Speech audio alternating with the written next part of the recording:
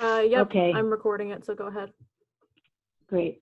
Okay, so it is now 6 p.m. on Tuesday, April 14th, 2020. This is the Wellfleet Select Board's meeting. We will start with announcements, open session.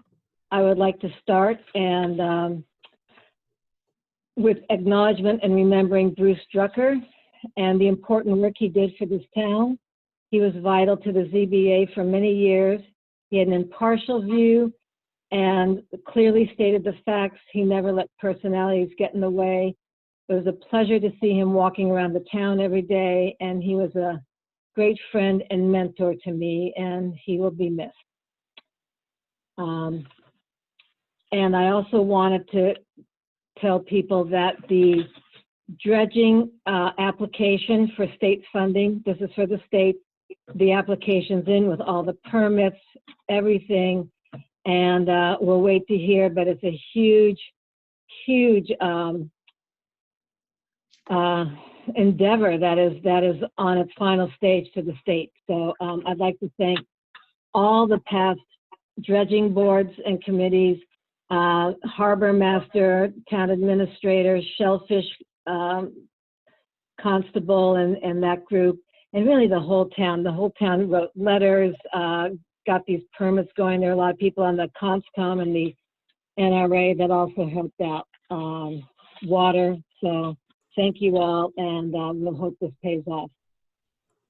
And now I'll open it up to anybody else making comments or questions. Helen has her hand up, and then Chief Hurley wanted to make a comment. Where's Helen's hand? Okay, I'm trying to see that. Okay, go ahead, Helen. Hi.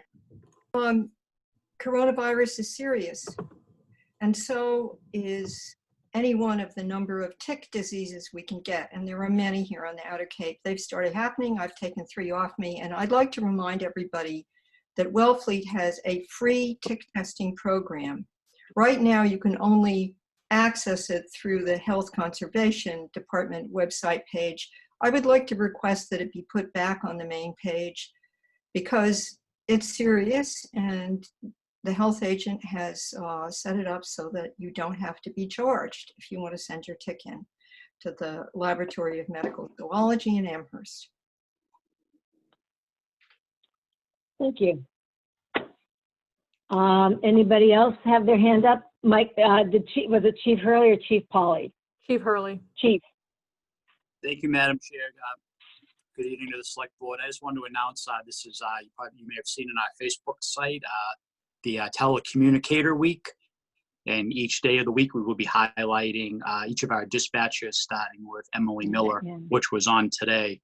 And again, I just want to give my hat off to them. I mean, when the COVID-19 crisis came on, they are a civilian part of our organization, but, you know, they came in every day to work, some days worried, and, you know, whether or not they were going to be bringing anything back to their family or an exposure. So my hat's off to them, and I just wanted to recognize them this evening. Thank you, Madam Chair. Thank you. When this is all over, we'll have to recognize everyone officially. It's been a really, it's been hard. It's been very hard and difficult. Who else? I'm not seeing anybody else right now. Mike wanted to say something. DeVasto? Yeah. Okay. Hi, Heather. This just this announcements? I don't have an announcement. Yeah, it's, oh, you don't have one? Oh, I thought you did. Okay. If I can All right. make one, then Janet. I'll just make one quick about the needs response call. The task force is having a twice monthly call on Friday, the first and third Fridays at 10 a.m. Actually, yeah, first and third, yeah. So at 10 a.m. that information's on the website. Sorry. Okay, thank you. All right, moving on. So we will start with the public hearings. First one is to renew Shellfish Grant License 752, Aaron Francis, for a 10-year term. Any comments or questions on this? I will recuse from this, so I'll just pause and stop video. Okay, thank you. Anyone else? You want me to make a motion, right. Madam Chair? You may, Kathleen, thank you. Nice to see you, Janet. I move I to know. renew grant number 752 for Aaron Francis, as recommended by the Shellfish Constable for a 10-year term. Second, Helen. All in favor? Aye, Helen. Aye. Kathleen, aye. Janet, aye. Sorry. And did Yeah, aye. Christina recuse? No, Okay, there she is. I didn't unmute. Okay, Aye. good, thank you. So it passes 4, and 1 abstaining, 1 recusing.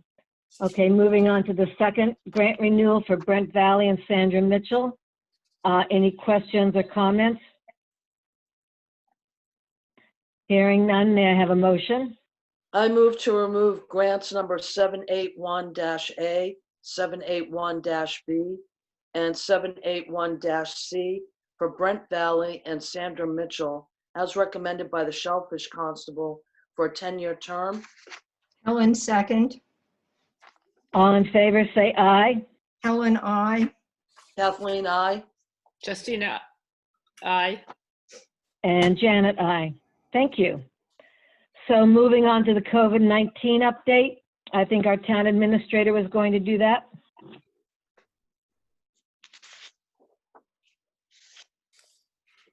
Good evening, everybody. Courtney already mentioned about the Needs Task Force having an open public call the first and third Friday of every month, every Tuesday, which everyone of the board knows because they've been on most of the calls. The Emergency Management Task Force has a conference call at 10 in the morning. They give updates from town staff about what's going on. I've just heard back from Outer Cape Health, and Pat Nadel will be on our call next Tuesday to give an update from Outer Cape on the availability of testing and what they're doing and seeing right now. So everybody's encouraged, if you've got time available, to listen in on those calls. Town meeting right now is scheduled for June the 1st. Town election later on in this agenda will be asking you if you're willing to move it to June the 8th. It's really, I'm making recommendations here, but it's really the select board's call on how they want to handle this. I have asked Senator Sear and Representative Peake to look into the possibility of doing a town meeting by mail-in ballot. There are a lot of logistics to figure out there, one of which is we would probably try to do some sort of live debate program at some point where people could talk about and debate the articles, and everybody, similar to a town meeting, but obviously doing it remotely. In this situation that we're in right now, I just can't see the likelihood of us all gathering in June in the Wellfleet Gymnasium to vote on town meeting articles. I was in a conference call earlier today with the other 3 towns involved in the Nauset Regional School District, and many of them were talking about looking at possibly doing their town meeting in August. So everybody's kind of up in the air right now. We're kind of just in a wait and see. We don't know if next month is going to be better. We're all hoping so, but at this point we're not sure. I think everybody who listened in on the conference call this morning, you would be so proud of your community and so proud of your town staff. People have really just stepped up to the plate, and it's really been quite remarkable to watch everything that's happened. And it's too bad that it's going this way, but it really shows you what a wonderful staff and community we have here in Wellfleet. That's all I've got. Well, thank you, and I thank the staff too. I know everybody, I think the whole town is doing really great. So I didn't hear the very first part of your what you were saying. Do you want us to vote now on whether to change town meeting and It will- town election? No, the town meeting has already been rescheduled for June the 1st. Right, You'll have to decide at your next meeting, April 28th, whether you Okay. want to stick with June 1st or you want to push it further into the future. And then Yeah. tonight, later on your agenda is a discussion for you to decide if you want to move the town election to June the 8th. So town meeting would be the 1st and the election would be the 8th. okay, And that's, obviously, both of these dates are fluid, so okay, that's what I thought, but I just couldn't hear you well. Thank you. you're welcome. Madam Chair, Anything? Yes, go ahead. through you to Dan. Can you or can you not normally vote with an absentee ballot in special town elections, such as we always have a week after ATM? In an election, yes, you may. Okay, so legally, for at least that set of votes, every single person could vote absentee legally. Yes, they could. And that's very important to me, because since this is really one of the most important decisions our board has in the next month, I think that what I'm concerned about is having enough discussion before these decisions get made. And we've got Facebook pages, we've got, we can have a forum meeting electronically, virtual forum meeting. We can set up other meetings, and the select board can have a special meeting if we want to, just to discuss articles, just so that there's enough discussion. Meanwhile, as we all know, there are people that don't inform themselves at all, and then they go and vote at the polls, and that's it. So we don't have to ask the legislature for anything special in terms of the election. We can just say everybody has to vote absentee. We can offer that. In other words, just tell people if you want to vote, that's the way you do it. Here's the next part of the question, Dan. How complicated would it be to have everybody sent ballots? How expensive and complicated, given that we already have to send warrants, and the warrant hasn't been printed yet? So Helen, I want to interrupt you because we do have discussion of town meeting election later on in business, and you're going into that. This was just a COVID-19 update. Okay, thank So you. hold all your thoughts. And Yes. we'll just, in case someone is tuning in later to hear that, I don't want them Good to miss point. this. Good point. Okay, thank you. Thank you. So anything else with COVID-19 update? Mike DeVasto. Hey, basically, I brought this up earlier in the emergency task force meeting, and I've sort of been looking to other towns as to what they're doing with short-term rentals. Right now, it seems like our other towns surrounding us are adhering to the governor's guidelines, and I think that's probably prudent. But I think realistically, it's going to be difficult to have a town where we're allowing short-term rentals to be coming online soon. So I think we really need to just start at least thinking about whether we as a town have the authority to move that date back.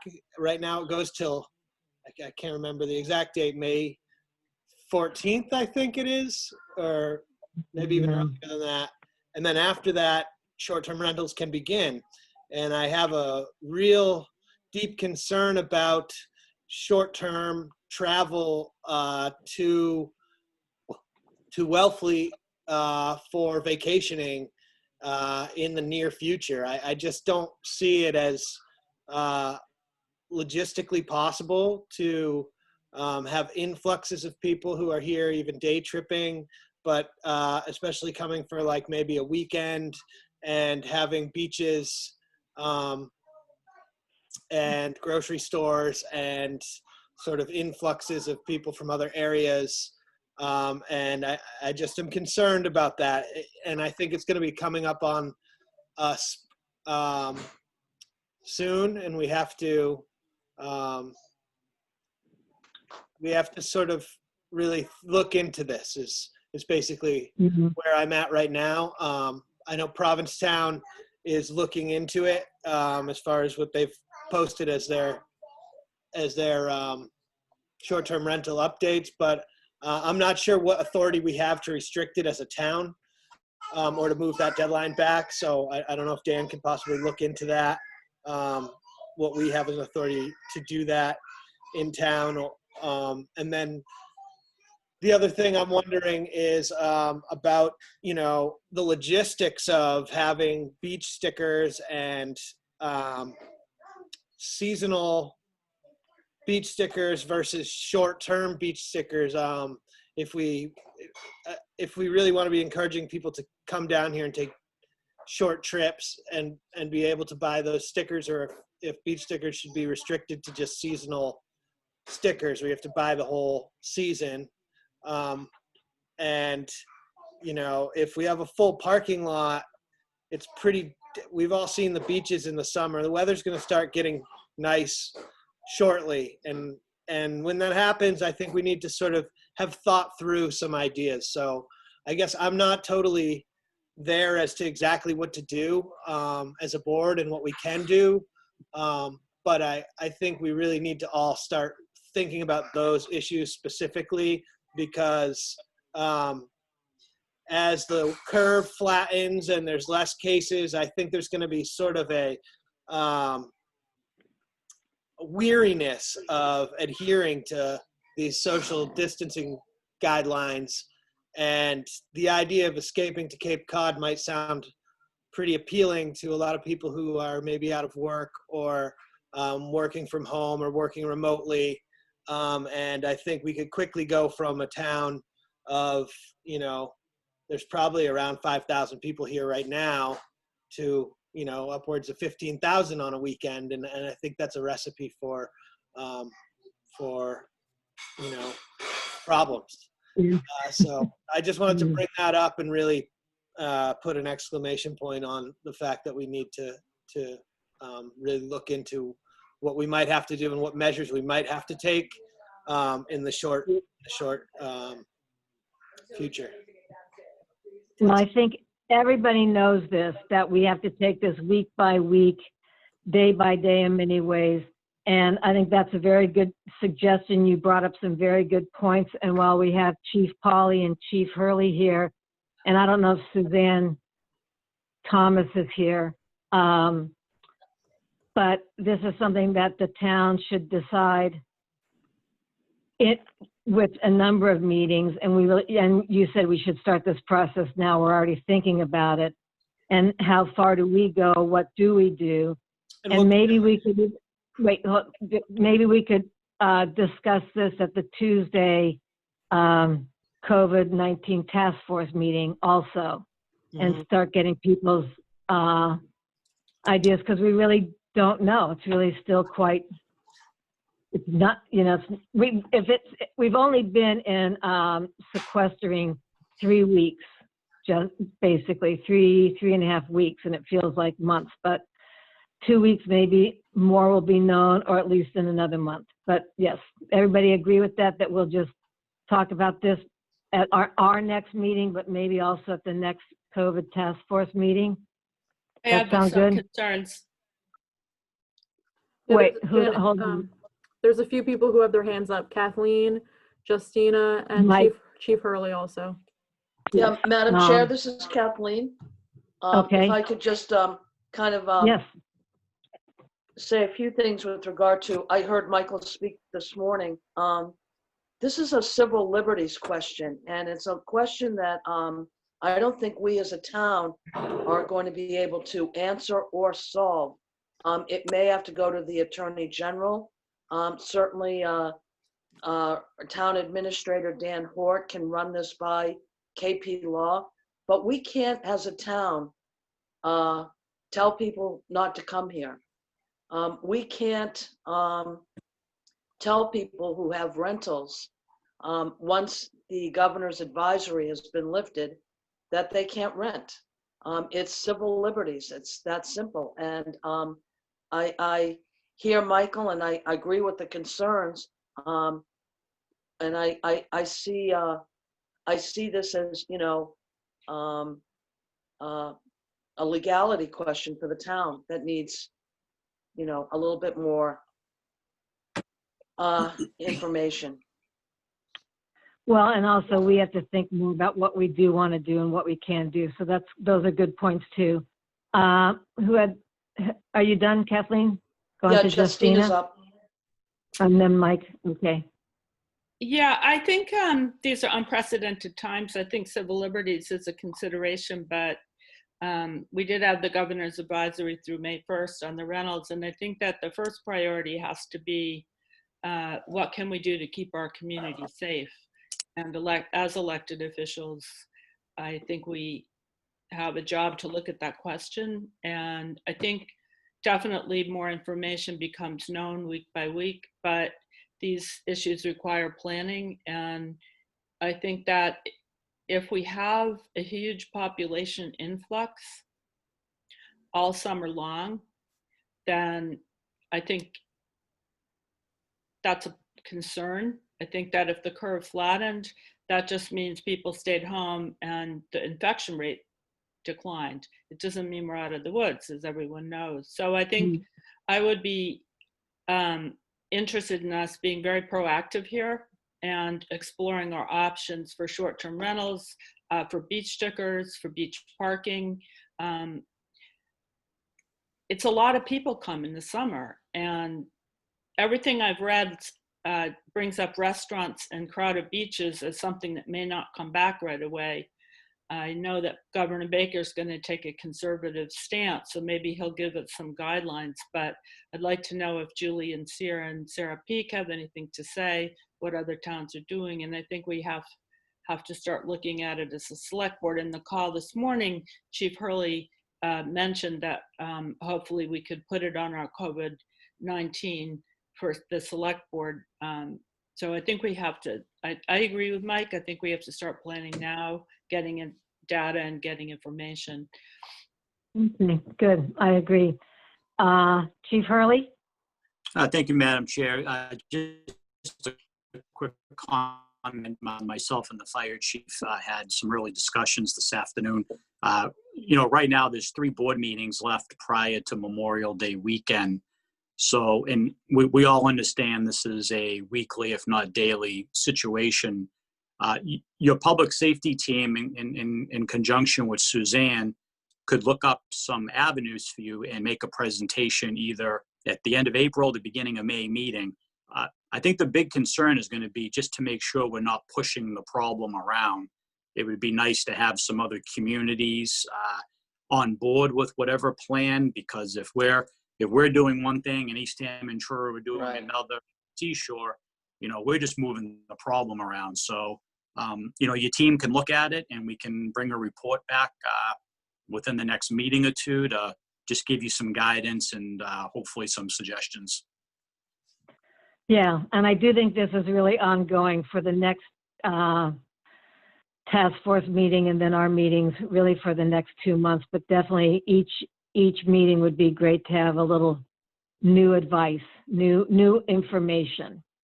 Anybody else? Thank you. Yep. So Helen and Mike DeVasto have their hands up, and I'd be glad to add the COVID-19 beach and summer operations discussion to the next agenda. All of the next agendas. Well, I mean COVID-19, Right? but specifically I know. beaches and summer operations. Yeah. No, we're So- going to be talking about it every meeting. Yeah. Helen and Mike DeVasto are up. Okay. Helen, do you want to go?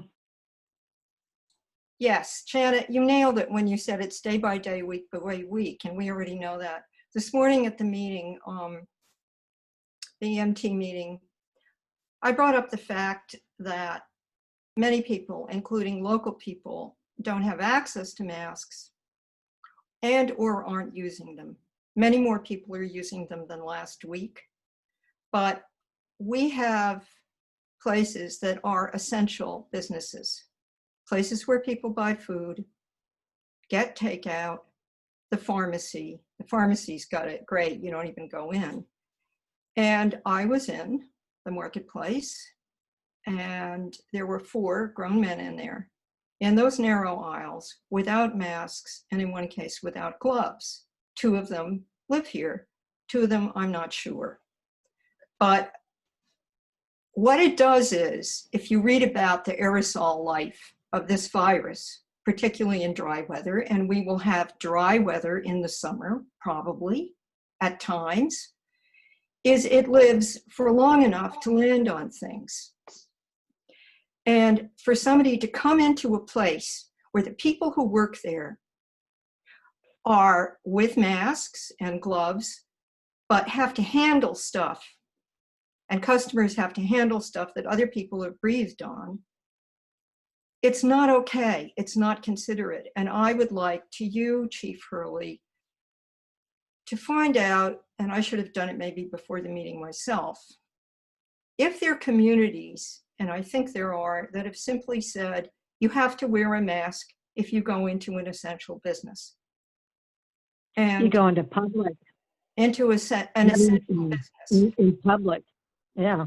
Well, public is outdoors, and I wear a mask outdoors, but my point being, we need these places to stay open. And we do not need them having people in them that have been on the front lines, risking their health, perhaps their lives, simply because customers won't put a mask on. And there's been enough research about this to confirm that that does make a difference. Yeah. We need masks. One of the local people said, I said, oh, we should be wearing masks, very nicely. He said, I can't get one. And last week, I didn't have masks. You wear a bandana. Okay, I'm done venting. Thank you. Well, so your point is that everybody should be wearing a mask, and maybe the town would make it mandatory in some way to wear a mask. Yes, and I believe we do that. And not to put the onus on the businesses, because they need the business. No, it should be an individual responsibility. I think leadership on this is a good idea. Yes. I don't know where we can get them, but everybody has a scarf. Who else wanted to talk, Mike? Mike DeVasto. Yeah. Yeah, I just wanted to reiterate that not just reiterate, but I wanted to answer to Kathleen's point that she made. I know we can't tell people that they can't come here, but I don't think we should be encouraging a lot of day tripping. And so what my point was is that we need to look into right now what we legally are allowed to do as far as short-term rentals in case it becomes a problem. And I just found out it's May 4th. So that's just a little over 2 weeks, 2.5 weeks before short-term rentals are allowed again here. And I also wanted to bring up the same point that Mike Hurley, I didn't have a specific suggestion of what we should do other than work with the other towns around us to make sure that all our other towns are in the same, are doing the same thing as us, because it doesn't matter if we do it and they don't. But I think we need to find out definitely what the legal framework is that we have, if we have it, or if we can just, make a recommendation. But I think we might have authority under emergency management to say, you can rent your place, but these are the restrictions that we're putting on rentals. So I think that that's actually a valid measure that we can take, but we're going to have to hear from KP Law. Yeah, yes, and the governor. Okay, thank you. Anybody else about COVID-19 update? Just Mr. Hort. Madam Chair, if I can just bring up one thing. This is Dan Hort. I will talk to KP Law about what the situation is with short-term rentals. As Chief Hurley said, we'll have the emergency management team look at what we can do with beach stickers in a situation where we kind of really don't want to encourage people to come and visit Wellfleet. I have a call, we do it every couple of weeks, and I have a call next week. It's with the Cape Cod National Seashore and the 5 Outer Cape towns, and we talk about issues like parking and what we're going to do. So I will bring up the short-term rentals at that point to that group to see if we can kind of come up with some uniform policies of what what all 5 towns are going to do in this term. So I'll report back as soon as I have more information. Good. Yeah, that's what we really need. Okay. Anyone else, or should we move on? I'm not seeing any other hands, so. Okay, so now we have the application for the Board of Registrars from Cheryl Jaffe. Is Cheryl on? Do you have anything to say? Is she here, Cheryl? I'm not seeing her on, but Cheryl, if you are on by phone, feel free to unmute yourself. But I'm not seeing that she's on. She has a 413 area code. Yeah, we don't have that here. Okay. All right. Well, I know Cheryl well, and she's always been a wonderful, lovely person, helps out with the Historical Society, had children here. So I'm all in favor. Does anybody want to make a motion? Yeah, I'll move. Jen, I just want to add that this appointment still leaves one vacancy for the Board of Registrars. We still need one more person. I'm not sure if we need a Republican or a Democrat. Maybe Courtney or Jennifer Conjal can answer that for me. But having said that, I'll move to appoint Cheryl Jaffe to the Board of Registrars for a term ending June 30th, 2023. Second, Helen. All in favor? Helen, I. Kathleen, I. Mike raised his hand. Mike raised his hand? Yeah, DeVasto, he said aye. Okay, So and how about Justina? roll call vote. Yeah. Justina, did you vote? You have to she's unmute unmuted. yourself. In my own little world here, yes, aye, Justina. Okay, thank you. Motion passes unanimously. Thank you. And now we're going to go on to the appointment of either David Agger or Deborah Freeman to the Town Administrator Screening Committee. Does anybody have, we'll start with David since he's listed first. Anyone have any comments about David Agger? And how about Deborah Freeman? So I will say, all right, Mike, go ahead. I was muted and I couldn't. Yeah, I'd Come. like to make a comment about David Agger.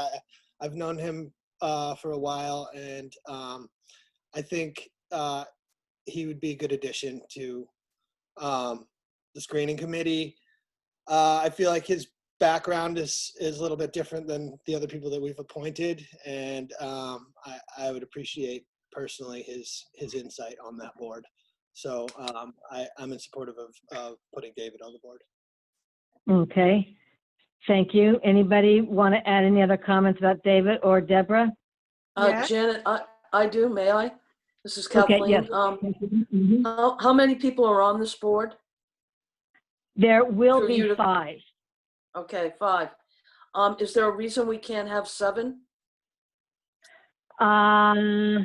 Yes, because it's already been said that we're going to have 5. And this is a small town, and 7 is often for larger towns. This is what our consultant said. They said 5 is probably less cumbersome. So, and we all agreed to have 5. So that would change everything at this point. Well, I just, I look at both individuals that are here for this screening committee appointment and think that they both have a different eye and brain to bring to this. And I'm not sure, if 5 or 6 or 7 makes that much of a difference, but that's, neither here nor there. If this committee's going to be 5, then that's it. Yeah, no, I hear what you're saying. But we have already, this is like 2 months ago, we discussed doing it as 5. So, and I know that the advertisement has been put in the paper and things may be ready to go in a couple, what are we on? We're in April, end of April. Helen, you have your hand up? Yes, I'm sure David would have, both people are known to me. I'm sure David would be good on anything he did, and he does have a wonderful imaginative point of view about things and a good energy. But Debbie Freeman, if you look at her qualifications, is very well suited to this, beyond anybody else almost. And she was the first person I thought of because I worked with her for 2.5 years on the Charter Review Committee, and she was really good. And she brings a perspective from working on Personnel Board and from Conservation Commission work. She was the chair of both. And she was the chair of the Charter Review Committee without being bossy and awful, which is a good trick. And I just think she would be the best pick here. They're both good, but she's really got more than, and she and Harry Turkanian, who we've also appointed to this, work very well together.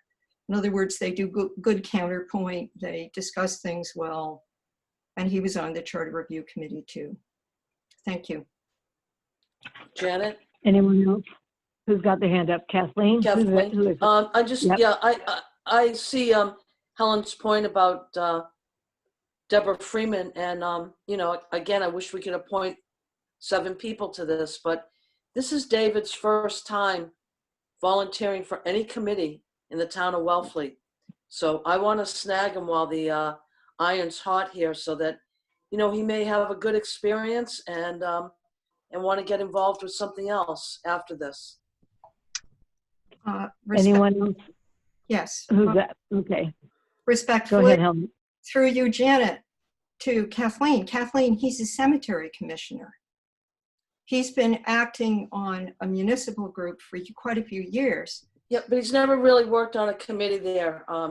That is, With a bunch of people, yeah. yes, it is a bunch of people. Sorry.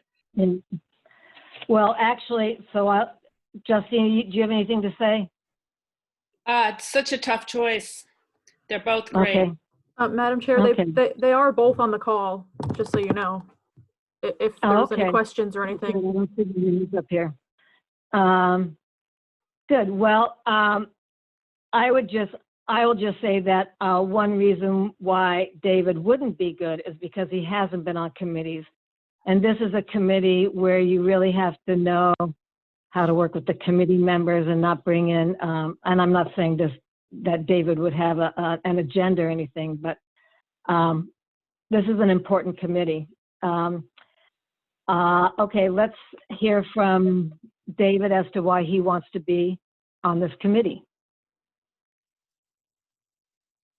Is he there? Can he mute? David, if you can hear us and you'd like to speak, go ahead. I believe I'm unmuted, am I? Yep, we can hear you. Yeah. Great. David Agger. I would be honored to serve on this screening committee. I think that I do have a lot of years of experience on screening, recruiting, and hiring committees, as well as providing a lot of supervision over my 40+ years as a licensed social worker. And I would be happy to serve on this committee in order to give back in another way to the town that I really find is important. So I'd be happy to be involved in this way. David, what are the screening committees? I'm trying to get to your thing. What are the screening and search and hiring committees you've been on in your previous life? All right, so I've been a licensed social worker for the past 38 years, and in numerous settings where there was private nonprofit counseling agencies, both off Cape and on Cape. I was the acting director of counseling at a community college in Baltimore County, and in that capacity, I both chaired and served on recruitment, interviewing, and hiring committees.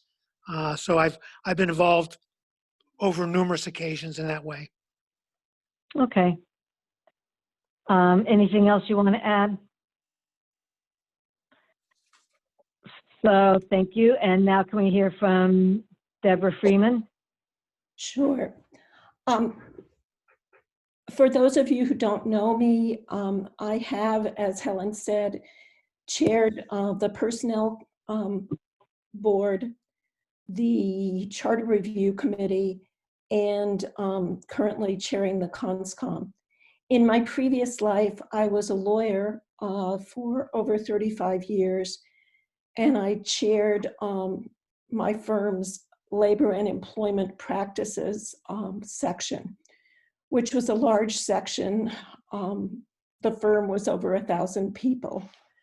I have helped companies throughout the country with selection of candidates, with evaluation of candidates, and with determination of criteria that would be appropriate for strong candidates. I would like very much to participate in the selection of the next town administrator in the sense of recommending candidates to you, the select board, because I think it's an important task and because I enjoy all my work for this town and love the town and love being part of this community. Thank you. Thank you. Any questions from the board? Helen? Yes, thank you. Both of you know people and can assess people, and that's a good part of it.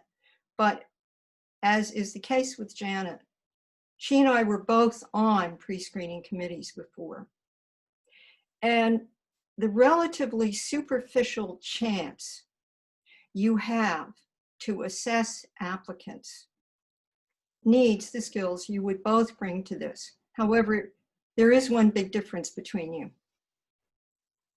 If you're on a pre-screening committee and you have a good, very, very deep working knowledge of the way in which this town works, like what the government structure is, what the charter is, what the finances are, that really helps when you're assessing these applicants and interviewing them, because the pre-screening committee interviews people. And I'm sure both of you could do a good job with that with the other 4 members. But of the 2 of you, Deborah has a much longer and more informed at this point knowledge of the town's government's workings. And all I have to say is, David, I really wish you would apply to be on something else because you sound wonderful. Thank you. Anybody else? So I would just like to say that I'm trying to remember, it's always hard while everyone's talking, but Debbie was recommended, as most of these people, trying to access my memory on this, were recommended to me by other people in town. And Debbie came highly recommended, and I'll even throw Harry Turkanian's name out there as one that he thought would be good on the board. The other thing, and I don't necessarily feel this way, but there's other things people have told me. That's what you get when you're chair. You get everybody giving you advice. If we have a committee of 5 people, wouldn't it be nice to have 3 men and 2 women rather than 4 men and 1 woman? And that would be our balance now. So do we need any more time to discuss, or are we ready for a vote? I'm ready to vote. Everybody's okay. All right, so let's see, who is in favor of David Agger being on the search committee? Can we do this as a motion, Madam Chair? Point of order, please. Okay, all right. I move, okay, so yes, make a motion. Kathleen, do you want to do this? Yeah, I move to appoint David Agger to the Town Administrator Screening Committee. All in favor? I need a second. I'm sorry, second? Is there a second? Who is that, Justina? Okay. All in favor? Kathleen, aye. Helen, no. Justina, aye. Michael, Mike, you are need you to there? unmute yourself. No. Okay, thank you. And now, may I have a motion to appoint Deborah Freeman? Janet, you have to vote. I gotta do the vote. I gotta do the vote. So oh, I didn't vote. Sorry. No, Janet, no. So that's 3 against, 2 for, and 3 against. Okay, So second then- motion. I move to Mhm. appoint Deborah Freeman to the Town Administrator Screening Committee. Second, All in favor? Helen, I. Kathleen, no. Justina, no. Michael, aye. Mike? Aye. And Janet, aye. So that leaves Deborah Freeman. We now appoint Deborah Freeman to the Town Administrator Screening Committee. Thank you, guys. Thank everybody. Thank David and Deborah. It's always a hard choice. Okay. Moving on to disclosure of financial interest from Lydia Vivante. I don't think she has to be here. If she is, she can say something, but I think this is pretty obvious. She is on the call if she'd like to unmute herself or if you have questions at any point. Hi, I'm here if you want to ask me anything. So I just will. What was the, was there a complaint, or what is the reason that you would have a conflict of interest? Just because you two are historical? No. No, I think I was just trying to cover the bases in case it came up because I live in the center of town. You live in the center of town. Okay, that's kind of what I was thinking, but it didn't, yeah, okay. So, does anybody want to discuss or make a motion? I've got my hand up. Okay, Yeah. go ahead, Henry. Thank you. I want to say that this disclosure is excellent, and it gives a very detailed and accurate sense of the property location in relation to the one that's going to come before the Historical Commission. And I appreciate that this was so well done. And I don't feel, it's the neighborhood. It's not even, you can't even see the houses from each other, so, or hear them. So anyway. I'll make a motion, Janet. Thank you. I move that the board has determined that the financial interest is not so substantial as to be deemed likely to affect the integrity of the services which the town may expect from Lydia Vivante, Historical Commission Chair. The disclosure is dated March 9th, 2020. Second, Helen. Helen seconded. All in favor? Helen, I. Say Kathleen, aye. Justina, I. Michael, aye. aye. And Janet, aye. Motion passes unanimously. Thank you. Thank you. And now we move on to the appointment of Beth Singer to the Planning Board. Is Beth here? I'm not seeing that she's on, but this is just a reminder. This is her, this is basically reappointing her to the position that was vacated during her leave of absence. So she's filling her term that she was already doing months ago. Yes. Well, and if she's listening or reads the minutes, I know she knows that if she goes away next year, she now knows the procedure for filing ahead of time or filling out a form ahead of time and stating when she'll be back and all of that. So I know she has been very good on the planning board and brings new details and insight. Anyone want to make a motion or more? Oh, Helen, all right, you've got your hand up. Yes, so I'm surprised that she isn't here because I would have liked to ask her some questions. I agree with you, Janet. I've heard the same things. I've sat in planning board meetings and heard her in action a bit.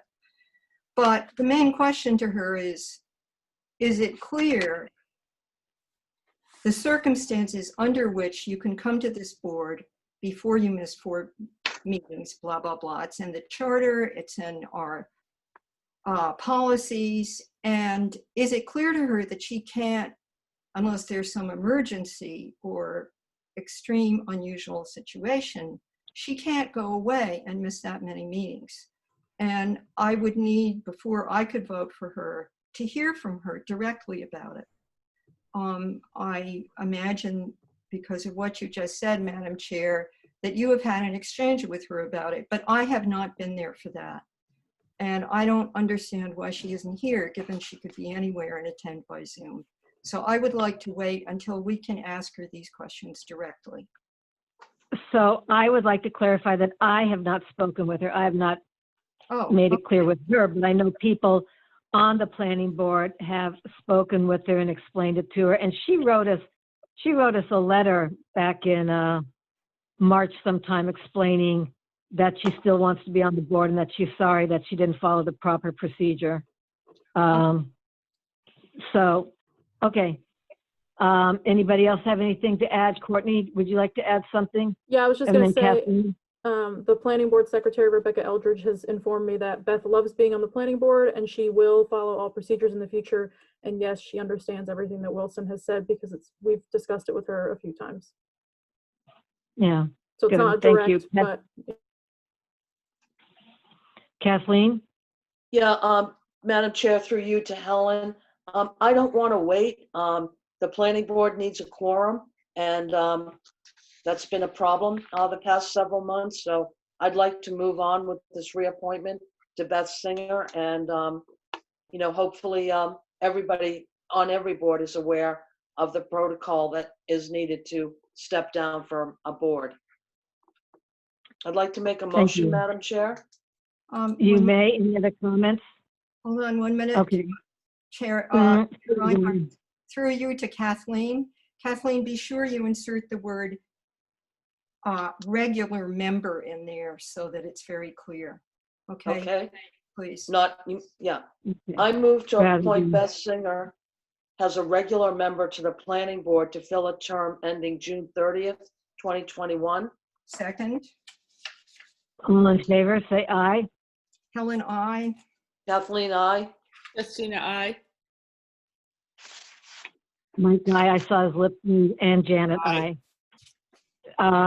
Good. Thank you. Motion passes unanimously. Moving on. So I don't know if everybody got the message, but Danielle McGregor has rescinded or withdrawn her application.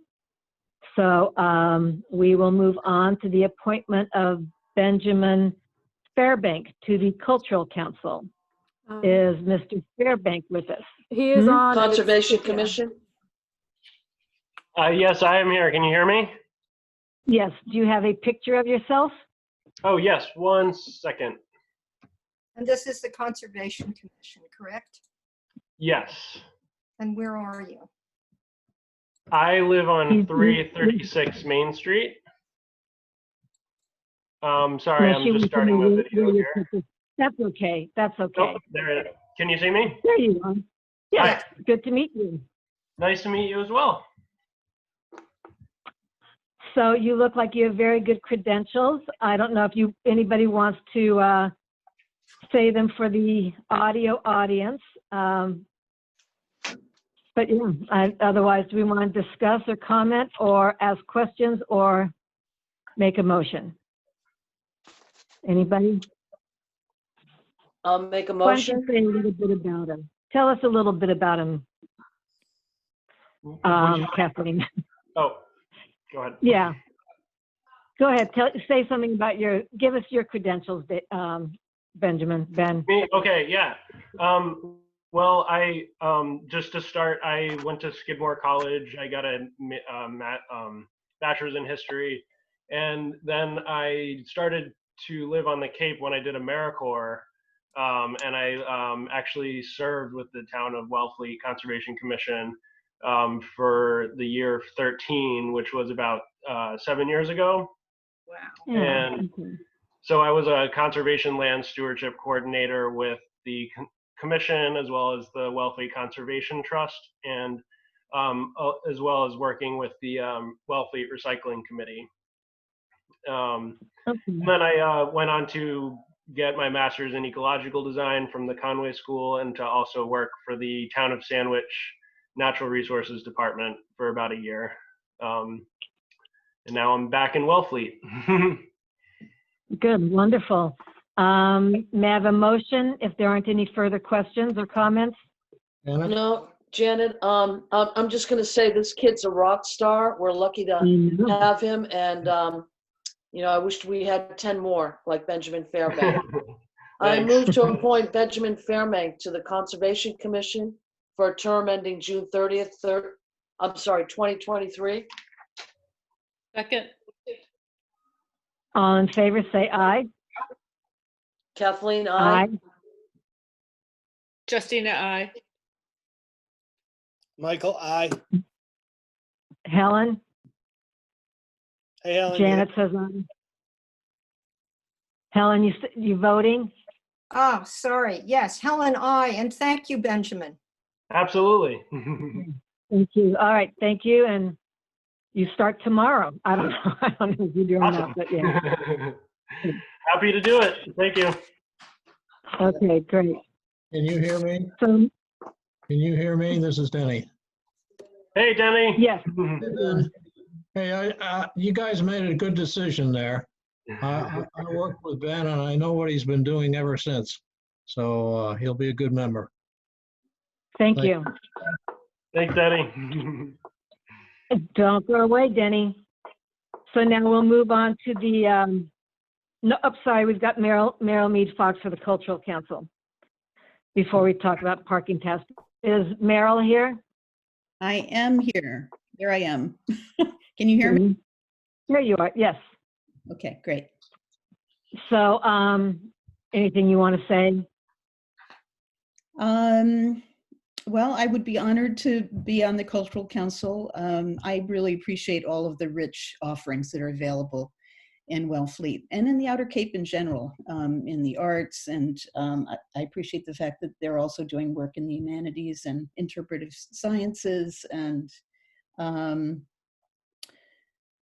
I really care about the arts and feel like it's part of what makes life worth living and part of what makes Wellfleet so special. Thank you. Any questions from the board? Hearing none, may I have a motion? Again, Madam Chair, another lucky day for Wellfleet. I move to appoint Meryl Mead Fox to the Cultural Council for a term ending June 30th, 2023. Is there a second? Helen, second. All in favor, say aye. Helen, I. Kathleen, aye. Justina, aye. Michael, aye. And Janet, aye. Motion passes unanimously. Thank you. Thank you all, and thank you for all the hard work you're doing, especially these days. Yeah, thank you. Yes, thank you. Okay, moving on to Benny O'Connell and the Parking Task Force. They would like to be disbanded. They've done a phenomenal job. What I thought was going to be a 3-month committee ended up being a 1.5 years, I think, maybe more. So the request is to disband the Parking Task Force. And I think, I don't want to take words away from Denny, but they do plan on, they have some recommendations. So Denny, do you want to tell us your recommendations, or do you want me to read them, or what would you like? Well, I think the main recommendations occurred at your meeting. I think it was in February. A long meeting. And all we're doing here at this time is suggesting that the task force can be disbanded. And you know, certainly some of the members have indicated that they might be available to you personally rather than going through a formal committee. But the town has the resources and certainly the staff available to do the parking issues that are in front of you at this time. And no doubt it will come up again, but most of us were thinking 3 to 6 months, and Janet, as you said, it was 18 plus. So, but we worked hard at it, and you've got the report that we had at at your board meeting. So, Thank you. Thank you for all the hard work and facts that you brought in. May I have a motion or any comments before we have a motion? Yeah. Helen? Sorry, it's me again. I did talk with Denny this afternoon and tried to talk him out of the idea of disbanding a committee that could simply decide not to meet so that we wouldn't have to go to the trouble of recreating, reinventing the wheel. But, you know, if you read their letter, they really don't want to do it. And I may not even be on the select board when we need this again. And we can ask individual members of this task force for their opinions on future developments with parking. We don't need to hear from the whole committee, and we can read their report. So, okay, fine, disband. The report is very thorough. and you've got two participants on this who really know their trade, Chief Hurley and Suzanne Thomas, and Yeah. rely on them.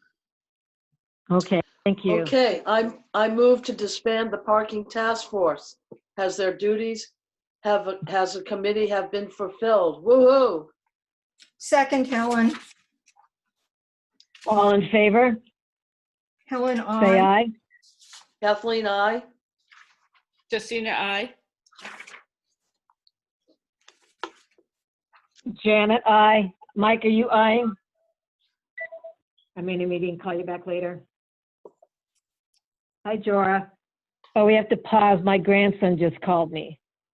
Janet. You can't hang up on a 2-year-old.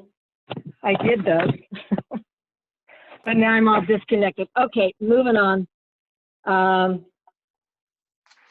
How you. did that happen? Thank you. I will let the board members know. Thanks, Denny. Thanks, Jenny. Thank you, Danny. Okay, done. Moving on to can you guys hear me? Yeah, we can hear you. Okay, moving on to. Your audio's not, you need to hit your audio again, Janet. Yep, I'm your going to do visual. that while we move on to discuss the stat letter or approve the stat letter. Anybody want to approve that? Guess who? Hi, Janet. Yes. So it's great. It was a great idea, Kathleen. Thank you. There is one thing that in the motion, it should also say, and to authorize Chair Reinhardt to sign it on behalf of the board. Because guess what? There's stuff in there that's waiting to be sent out that you all haven't signed yet, like Mike hasn't signed. So can we just put that in the motion so only one person has to sign it in this strange time we're living in? How does the board feel about that? No, Helen, I would like all the board members to sign the letter. I disagree. Well, we're not. It was Kathleen's idea, wasn't it? Yeah. Yeah, Madam Chair. It's a thank you letter from all of us. Yes, well, yeah. Madam Chair, through you, I ordinarily feel the same way you do, except I'm going to say it again. There are 2 documents in there that have not been signed by all of us. And they've been there in one case for a very long time. So if I go in and sign, but everybody. Okay, so this is besides the point. I mean, just because Mike hasn't signed a few, Mike, bad boy, you got to go in and sign more often, okay? I know. I was worried It's that okay. I know it was to do a self-quarantining. I did not want to enter the building because my daughter was had a fever, and I wanted to make sure that I wasn't carrying virus. So I did not want to enter the public building. So that's why I haven't signed that. But I can go in there now. I've been quarantined for long enough. Okay, so no, I agree. I think, was it who suggested we do this? Was it Kathleen? Yeah. Or just Yes. Or Mike? It was Kathleen.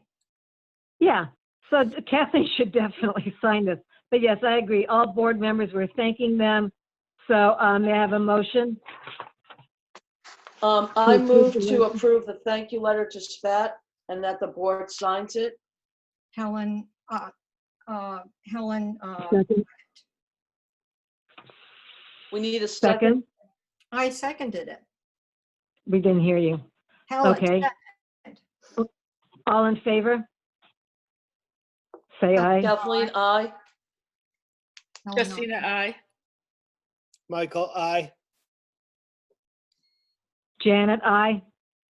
Are you eyeing or naying, Helen? I twice. Okay, so I don't know if you're not speaking into your phone or your speaker, but we're not hearing you. I Okay. heard you now. Your though. audio's not good, Helen. Is the audio good right now? Yes. Yes, you just have to speak into it. No, Okay, it's- great. It's my internet connection. I have it Okay. moved. All right, so now moving on to approve the Shellfish Constable's request to expand funds in the propagation revolving account. Is Ms. Chavetta here? Yes, Somewhere she was. There we go. Would you like to briefly explain for our at-home audience? sure.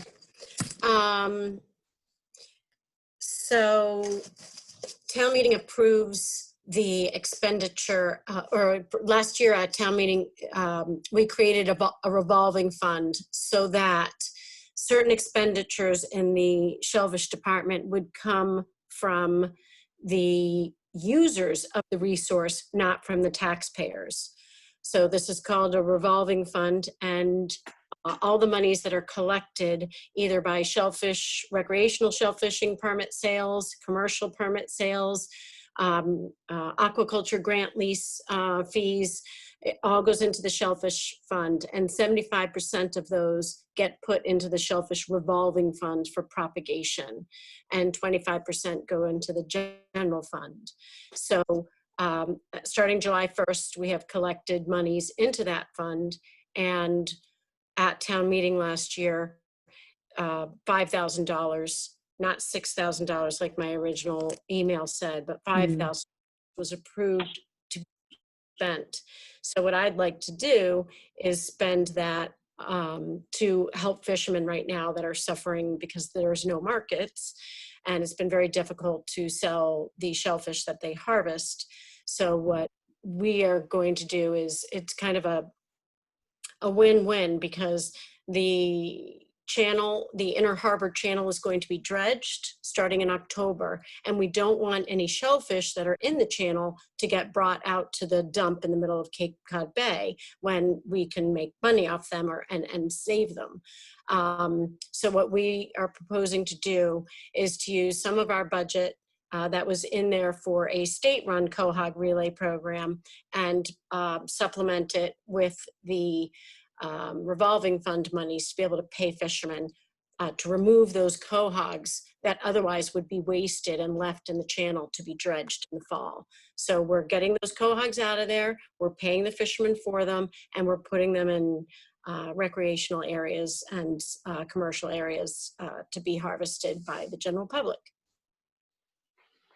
Is that clear enough? Any questions from the Kathleen? Yeah, Madam Chair, through you to Yes. Constable Chavetta. Is this your first expenditure from the revolving fund? Correct. And do you have a specific way in which you're going to try and benefit the shell fishermen with this money? Well, we're going to pay them by the bushel.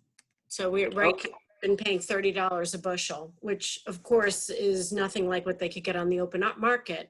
But we budgeted $23 to participate in the state-run cohog relay program.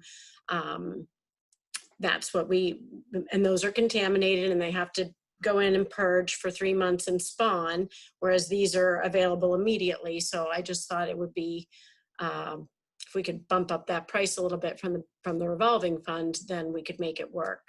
And really. Okay, so as I understand this, Wellfleet shell fishermen are going to be providing the cohogs for the relay that we usually get from the state, and the Shellfish Revolving Fund is going to be able to buy those cohogs. I see this as just, another brilliant way of us being able to support the shell fishermen through this crisis that's, really ripping that industry to the bone right now. So thank you for this. Great. Justina? Yeah, I just want to agree with Kathleen and thank Nancy for being proactive and responsive to the community that I know you care so much about. Thank you. It was the entire department, not just me. We put our heads together on this. Great. A one-woman show. And I want to thank Kathleen for explaining it a little more clearly. That was well summarized. So any other questions, or may I have a motion? I have a question. Mike, yes? Hi, Nancy. Hi. I was just wondering, this is just for dragged shellfish that's in the federal channel? Is that what it is? No, good Or point. all dragged shellfish? Good point. So, sorry, I forgot. So Shellfish Advisory, when I brought it to Shellfish Advisory for discussion, they also suggested perhaps buying oysters, and not necessarily just from the federal channel, but if they have no markets, it's just a way to keep them working. So I will obviously look at the budget, but we are authorized to spend up to $5,000. So yes, we could do cohogs or oysters from the channel or not. Thank you, Mike. You want a That's good. motion, Janet? Yes, please. I move to approve the Shellfish Constable's request to expend funds in the propagation revolving account. Is there a second? Second. All in favor, say aye. Helen, I. Kathleen, I. Justina, I. Michael, aye. And Janet, aye. Motion passes unanimously. Thank you. Thank you very much. It means a lot. And yeah, that's as Kathleen said, that's a really good win-win situation. And it's very good. Thank you. So now we have the vote to return overwintering monies collected. Would you like to do a little explanation on that too, for the benefit of everyone? Yes. So we instigated a new agreement for grant holders who wanted to leave product out on gear out on their grant. And one of the stipulations was that if you leave more than 100, the goal was to try and get as much gear off so that if ice came, wouldn't end up as trash in the harbor. So one of the new contract criteria that I put in was if you leave more than 100 racks, then you pay $5 a rack to be able to leave out more. And it was kind of like an insurance policy. If ice happened and things got strewn about the harbor, then we would have a kitty from which to pay for cleanup. And unfortunately, we can't set up another revolving fund for that. And it would be a little difficult to manage it within my budget, although the town administrator did come up with a good idea to add a line item to my budget. That would mean, I think that it would be messy trying to encumber funds when you don't have an invoice, but because those funds wouldn't be able to be carried forward year after year. So there was also a lot of pushback to this rule in particular. And Shellfish Advisory Committee held a couple of meetings, and of course I heard from the community as well. So we kind of held this money and didn't deposit it, and I would like to return it because we don't really have an effective way to dedicate that money collected for cleanup to be used only for cleanup. So lacking that, I think at this point we should just return it to the grant holders who paid it. Okay. Any questions or comments, Kathleen? Madam Chair, thank you through you to Ms. Trivetta. How much exactly was taken in with regard to this?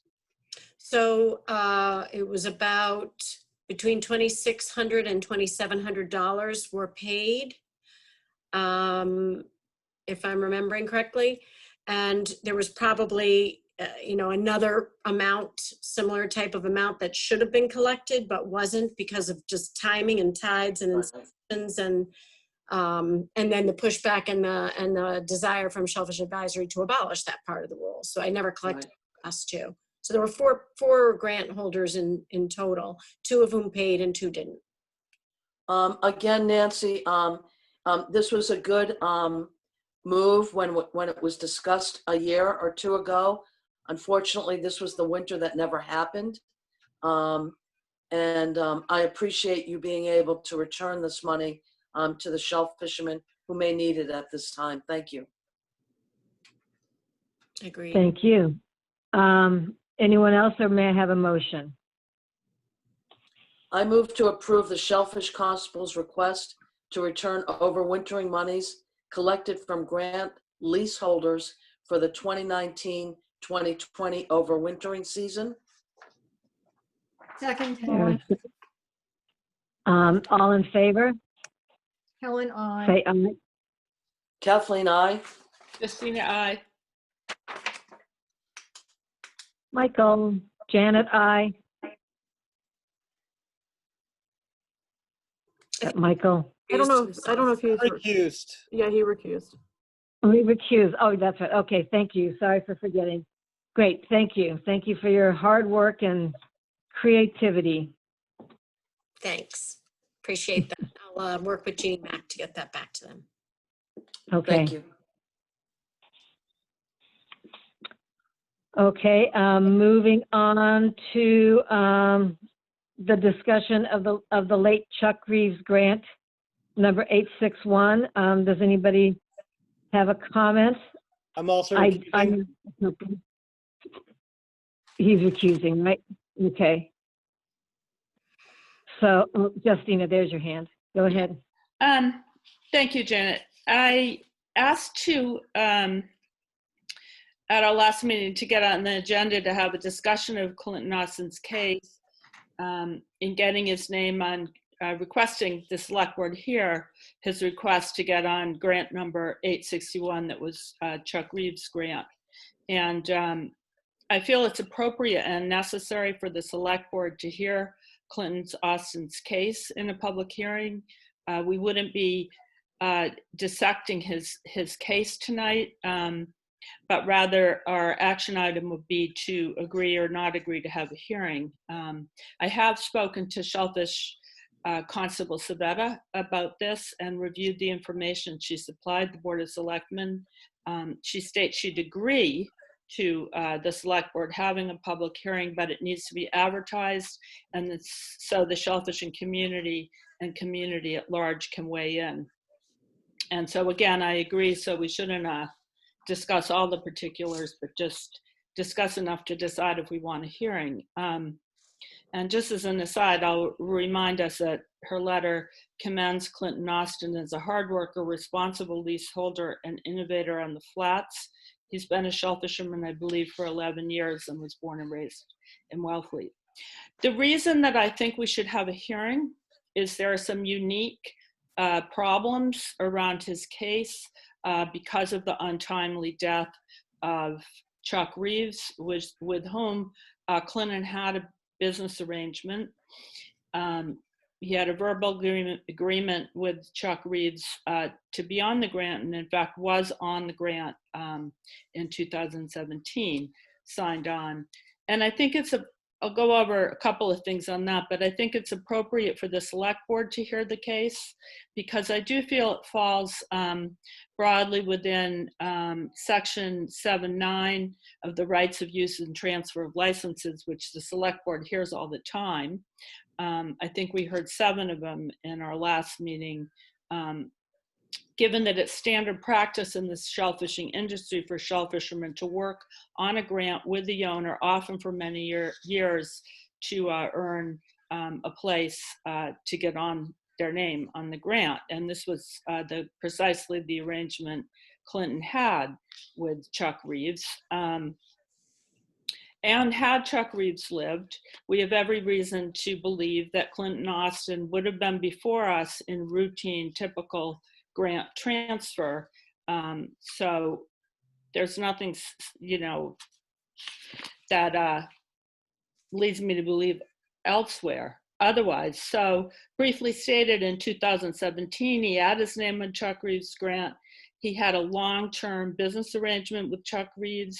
He made it, Clinton made a serious and multi-year investment of time and money, fully expected that his name would be on the grant. I'll read from the letter. He purchased 1,000 grow bags, at least 150 racks, numerous cages from Chuck, and then those to be worked with would take tides and off-site culling. So he had a serious business arrangement and a verbal contract, which do hold up in court. I mean, they're not nothing. So I think the best and most fairest course of action would be to bring Clinton in. I think there's some ambiguity about, did he move to Eastham? Did he not? You know, did he get, just stuff I don't think we need to dissect tonight.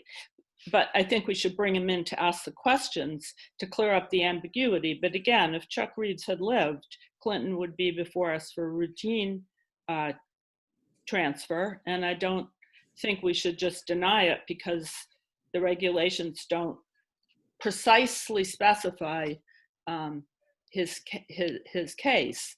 And I think that it comes within the routine job of the select board to approve those kinds of grant transfers. So again, I think we should have a hearing.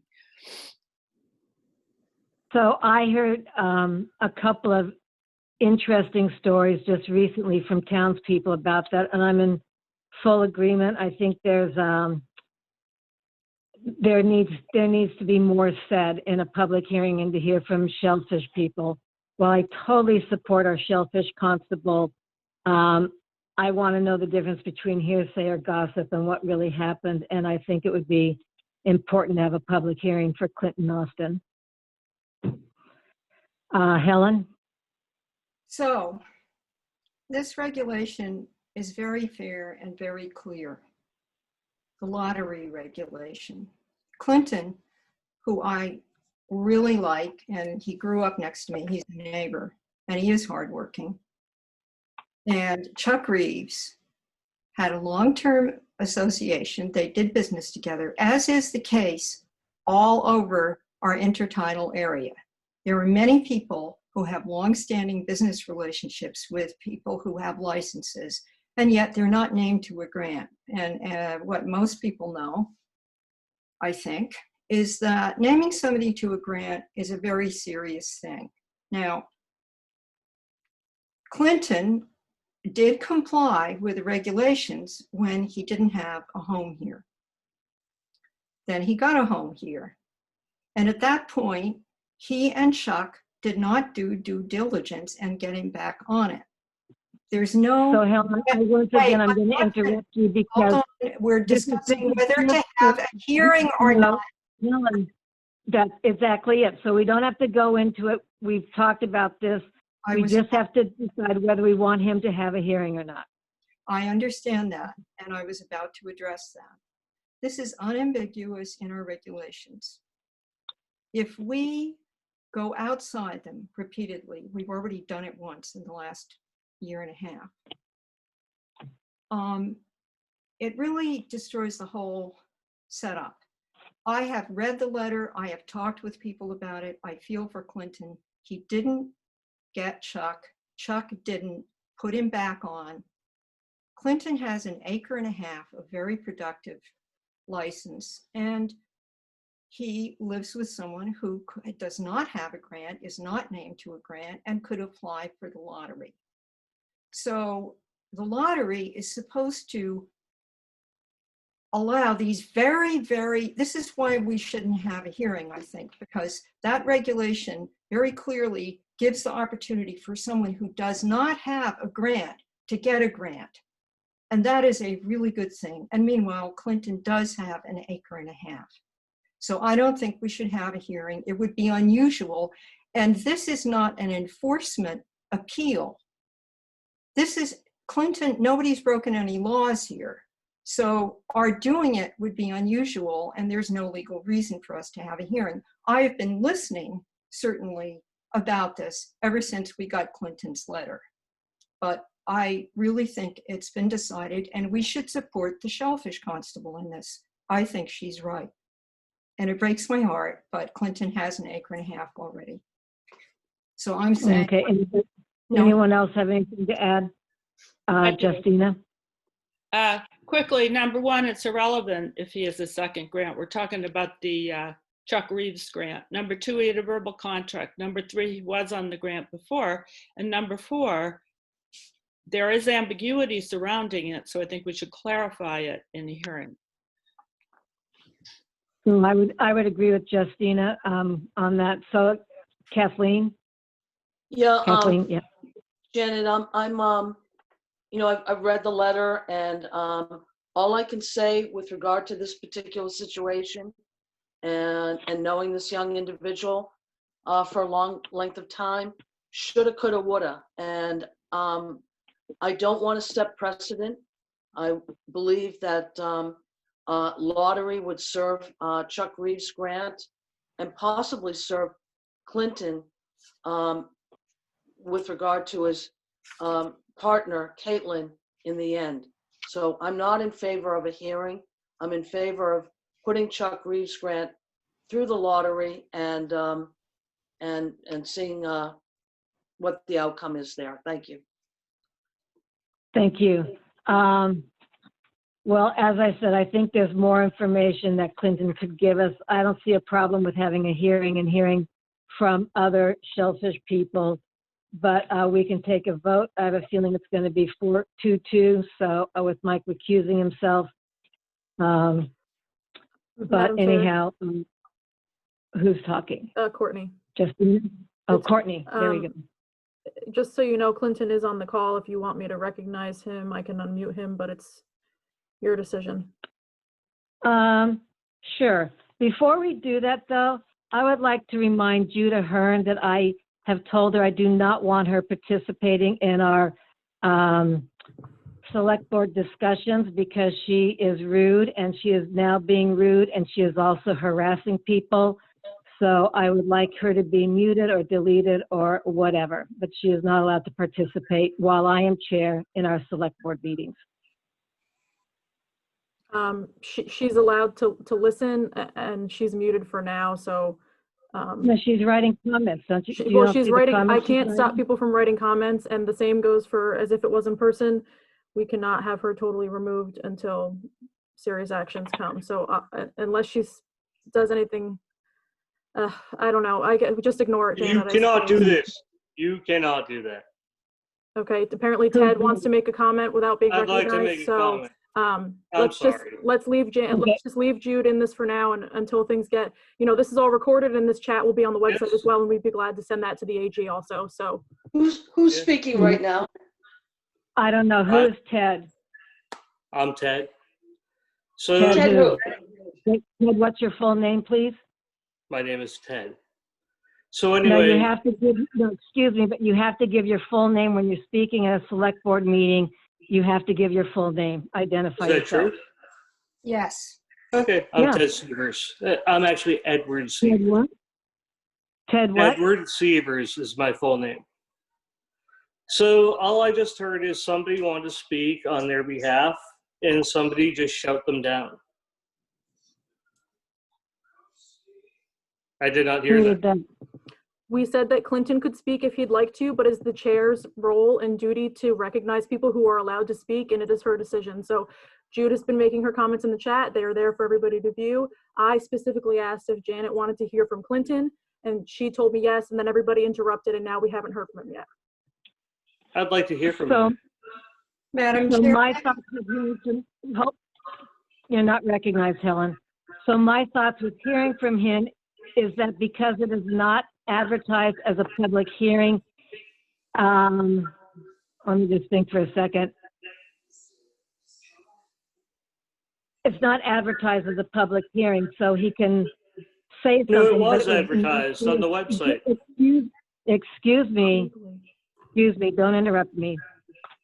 It was not advertised as a public hearing. It's advertised under business. So there's a difference. No, it was a select board hearing on the website. No, it was not. For every, oh, I'm sorry. Okay. So we're just discussing whether to grant a hearing to him. That's what we're discussing. So you're discussing about him, yet you will not let him speak. You're kind of taking up airtime, Ted, so we can't let him speak.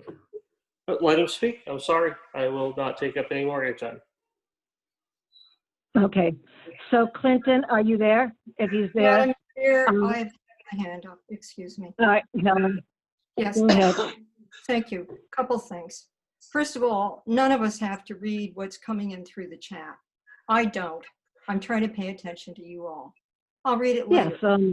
Second thing, unlike a meeting where we're all in a room together, the chair does have the power to say to somebody, I won't recognize you. But in the case of chats, this is not the same as Ted speaking to us all at the same time. Ted has to be recognized and it has to proceed in a civilized fashion. The chat stuff, just ignore it. It's like people talking at the back of the room. It's a nuisance. Just don't. Okay, let's just move on to whether, so Clinton, is Clinton here? Yes, I'm here. Do you want to speak now or do you want to have a public hearing in 2 weeks? I could give you a brief speak right now if you'd like, I guess. I mean, I think you would do better in a public hearing where we can hear from other shellfishmen who support you and everything, but how does the board feel about having them speak in our public hearing? Madam Chair. Helen, I have my hand up. Yeah, that's fine. I really think we need a hearing. I think this Clinton's livelihood and business investments are at stake, and that if the case is strong, that he does not indeed fall under the regulations properly to get his name on Chuck Reed's grant, that can come out at a hearing and be voted on. So there's nothing lost in having a hearing. I'm concerned that we do some sort of due diligence, given that he put in years of work and investment. I just don't think we can we should have the hearing's the proper format for reviewing, given he was on the grant. He had a verbal contract. It's not his fault Chuck Reed's died. It's not a lack of due diligence that Chuck Reed's died. There's extenuating circumstances. And if it's so cut and dried that he doesn't belong on the grant, we'll decide that at the hearing. So that's what I'd like Clinton to know, is that the hearing, we can discuss it more thoroughly, and, it's just a better discussion. So if you're all right with that, Clinton, we could schedule this, and if the board approves scheduling a public hearing in 2 weeks, I think you would do better with that. Yes, I'm all right with that. I just wanted to reiterate that I wanted to have my name re-added back on, and I know it would be an exemption, and I would like to thank you for considering the possibility of even having that done. It was unfortunate, the timing that everything happened, and the main reason my name was taken off was because of background pressure from Hilda Trust, which no one really knows. And it was extremely excruciating for Chuck and myself to have to do it, but we both did it voluntarily. And now that the town owns the beach and they've gone ahead and made the purchase, and Hilda Trust is no longer threatening grant owners, I think that maybe as the landowners, you guys could possibly make an exemption in my case. And I hope that'd be possible, and I thank you for hearing me. Madam Chair. Okay. This is we've beaten the old horse over here. So yes, if this is really going to change people's mind, Helen, go for it. But I think that there's no problem with granting him a public hearing. Madam Chair, the motion to grant him a public hearing or to have another agenda item with this, let's be careful about using the word hearing, because within the shellfish regulations, there's no there's absolutely no section that allows for a quotes exemption to this. So if we wanted to discuss this again, add an agenda, not whether to have another discussion, but to actually discuss it, which we've already done quite a bit, let's vote on it. And what is the motion? To have another agenda item or to have a hearing, given that it's not really going to be a hearing, although we are going to be hearing things, which we should do at a public meeting. I just want to feel that I'm better prepared and that the people listening are better prepared and that there's more definite information and facts. Okay? I don't feel, I know Nancy's written us a very nice letter and very complete, but I'm hearing things from other people, and I think it would be only fair to allow a discussion where there's more people. I don't know, maybe they're on. This is the hard part about having a conference call. I just feel there's more information to be had. So do we want a hearing? Do we want just another discussion? Your guys vote. Will somebody make a motion, please? I don't think we need a motion. It's a future agenda item. So. Okay. Excuse me, Madam Chair? Yes. We absolutely do need a motion because two people have spoken with compassion for Clinton Austin's position and a clear sense of the information that's available. And two other people want to do this again. And I think that we need a motion, and I'm going to make one if I may. I move that we have a future agenda item that discusses Clinton Austin's request for an exemption. No, there is no exemption in the regulations, Kathleen, excuse me. Well, that's what he's asking for, Helen. A request to be put back on Chuck Reeves' former grant. All right, is there a second? Was there a second? Can you repeat the motion? Oh dear.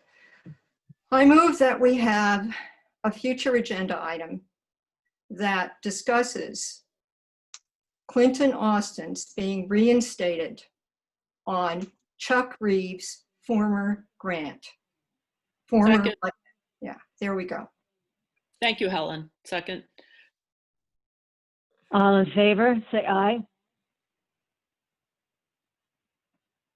Justina, aye. Janet, aye. Okay. Opposed? Helen, aye. Helen opposed. Nay. Kathleen, no. That's opposed. Okay. All right. Well, we're at a standstill. So I would just suggest, Clinton, if you can come up with some more information, we can put this on another agenda. I really think that this has gone on for a while. Chuck died last year in July, and it's almost been a year now. Since the bed's been sitting. But we haven't heard about it. And if it's not going to be able to go to me, I accept that it can go to a lottery. I really think that I'm a circumstance here, and it's been really killing me not having an answer from you guys about this. And I'd just like to know where the bed's going to go. Well, Janet, I don't know what more. Go ahead. Through you to Clinton. Clinton, I think that if you can wait 2 weeks, you're best served coming in 2 weeks, and then we'll try to get it settled then. Okay. I don't think it's going to get settled tonight. Janet, can you recognize Nancy Chavetta? Yep, I just did. So, thank you. You can't, I mean, I think right now you have a business agenda item to discuss whether to have a public hearing. I don't think another business agenda item is fair because number one, like Clint says, we kind of have to, he has to know, and so do we. you know, the only way to do it, even though the regulations, I agree with Helen, like the regulations do not provide for any of this, okay? That it's very clear to me. But if you're gonna do it, you have to do it as a public hearing because you have to have the rest of the shellfishing community involved. And maybe Janet has about people who really support Clinton. And I'm sure that there are other people who feel like it should go to a lottery because the grant. So, you know, there's both sides of this. I need to be in the room and present to help you, guide you in your decision making on this. But I am going to repeat, there's nothing in our regulations that allows for this type of a hearing. But if you're going to do it, you have to do it as a hearing so the rest of the community can participate, please. Yes, Not a that's what I business think. item, not as a business agenda item, please. Okay. Can I speak from the So audience? Clinton, are you okay with having this go into the lottery? You just said you were okay with that. No, I would rather have it go into my name. That's my whole reason for writing a letter and asking. I'm asking for an exemption. I know that, and I understand that I'm asking for an exemption in this case and that it is not in the regulations. And I do understand that. But I was asking the select board to hear my pleas because I feel like my situation was very unfair in the way that it went down. Okay. So what do we want to do? Go ahead. Yeah, I would like to keep it, but I also understand that it is outside of the regulations. What I'm asking for is an exemption. Janet, point of order. We have voted on this. We have been discussing this. Okay, we need to move on, please. So, Janet, point of order. If it's a tie, I believe the chair should break it. I think we should have a hearing. There are. It doesn't work that way, Justina, sorry. Madam Chair? Yes, Mr. Hort. I believe by your vote right now, you have voted not to have a future public discussion of this and not to put it on the agenda. So my direction that I would take from that, and if my shellfish constable asked me, that would be that it now needs to go to a lottery. Goes to a lottery. Yeah, I think we're kind of stuck with the regulations. You know, shouldn't say stuck. Janet, just one quick thing. I was not going into some of the facts of the matter because it was my understanding that tonight we were voting for a hearing. I think the circumstances around the Hilda Trust were not discussed. I think that they are serious and that they deserve Clinton having a chance to plead his case. I don't see why we can't view this from the lens of a grant transfer because he already was on the grant. It's not Clinton's fault that that there were some allegations of behavior in Hilda that I don't want to go through that tonight, but I wouldn't be pleading for this so passionately if I didn't feel it's important to have a fair, safe environment out there on the flats. And Clinton clearly had a multi-year relationship with Chuck Reeves. Justina, we all read the letter. We need to move on. We've all read the letter. Yeah, but there was stuff I didn't get a chance to go through. If he was threatened with violence to remove his name from the grant, that wasn't talked about, and those are extenuating circumstances. And I absolutely was threatened, and that's the case. That is an absolute fact. Many times by Hilda Trust, the chair of Hilda Trust. And it was not fair. And that's not the first allegation of violence I've heard.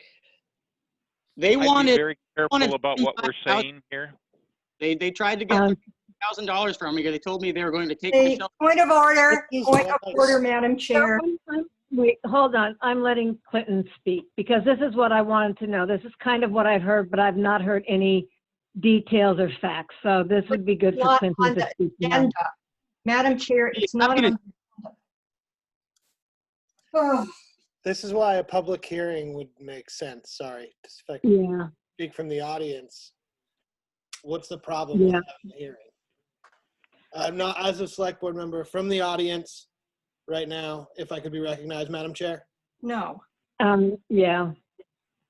Well, because Nancy said there's, Nancy, what did you say about a public hearing? Is Nancy there? Nancy? Sorry, I had muted myself. Okay.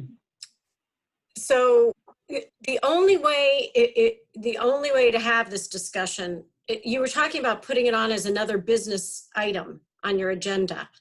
And I was talking about putting it on as a public hearing. right. And even though I said the regulations do not provide for this in this situation, the regulations Okay. the lottery. I'm just repeating myself. Okay, all right. So you don't have any suggestions about talking about this further? You All have right, to and make I a think motion to have a public hearing at this point, Janet. Helen's motion was just for a discussion item on the agenda, so you need another motion to have it as a public hearing. Okay, we need a motion to get rid of the first motion. Madam Chair, I would be willing to make that motion. Thank you. I Should we move, send yours? I move, well, no, we voted on one motion. I'm going to make a different kind of motion. Okay. I move that we have a public hearing to discuss the question of whether or not Clinton Austin should be reinstated on Chuck Reeves' former grant. Is there a second? Second, and just because we didn't get a chance to talk about the violence problem, the Hilda happened because the town said it, the town was involved in that. So there's so much murk and problems that are around Yes. this that we need a public hearing, and that's why I second it. Madam Chair. Okay. The select board do not talk about hearsay evidence, none of which has ever gone in a police report. Madam Chair, Thank you, Dan. we have a motion, we have a second. Could Mr. Hort please repeat what he said? What I just said is be careful about repeating something which is hearsay at this point when you're accusing somebody of threatening violence. Yeah, okay. I have As a heard select board- firsthand accounts of violence, not in the Clinton Austin. If you want to put yourself in legal liability for repeating that, we gotta vote you on go that, right ahead yeah. then. Yeah. Okay. So you have a second? For the public hearing, right? Yeah, do you want to call the vote, Janet? Yes, I do. All right. So all in favor of a public hearing scheduled at our next meeting, say aye. Justina, aye. Anyone else? Well, we're at a standstill. I would say aye too. So it's 2-2. Thank you. Can we move on, please? Yep. We will move on. Yeah. Okay. Sorry, Clinton, but we can also get more information maybe. Where are we? Okay. So there's the vote to postpone town meeting election is the next item. Yes. To set June 8th, or do we want to wait another week to decide how, or another 2 weeks when we have more information? Madam Chair, may I? Is Mike back? All right, Clinton's back. Go ahead, Clinton. Wait a minute. Madam Well, Chair, may we discuss business E? No, we have to vote to postpone the town meeting election either to June 8th or later. Yes, Madam Chair, may I make a suggestion? Yes. I would like to move that we make this decision on the 28th of April and not act on this evening. Yep, that's fine with me. Does anybody have a comment about not doing that? Good. So we'll postpone this until the 28th when we have more information. We don't have to make a decision on it tonight. One question? Mm-hmm. Thank you. Through you to Dan, what's the relationship of the warrant to putting it off that long? Still enough This time, is about Helen. the election. This is about the election. I mean, excuse me, the ballot, the printed ballot. I'm sorry. wrong piece of printing. Dan? Could you ask your question again, please? Yes, sorry. What is the relationship of having the special election ballot printed to putting it off to then? I agree, that's a good idea. Everything changes so fast now. But when do we have to, let's say we put it off that long, when would we have to have the pieces of paper printed for the absentee ballot so people could vote?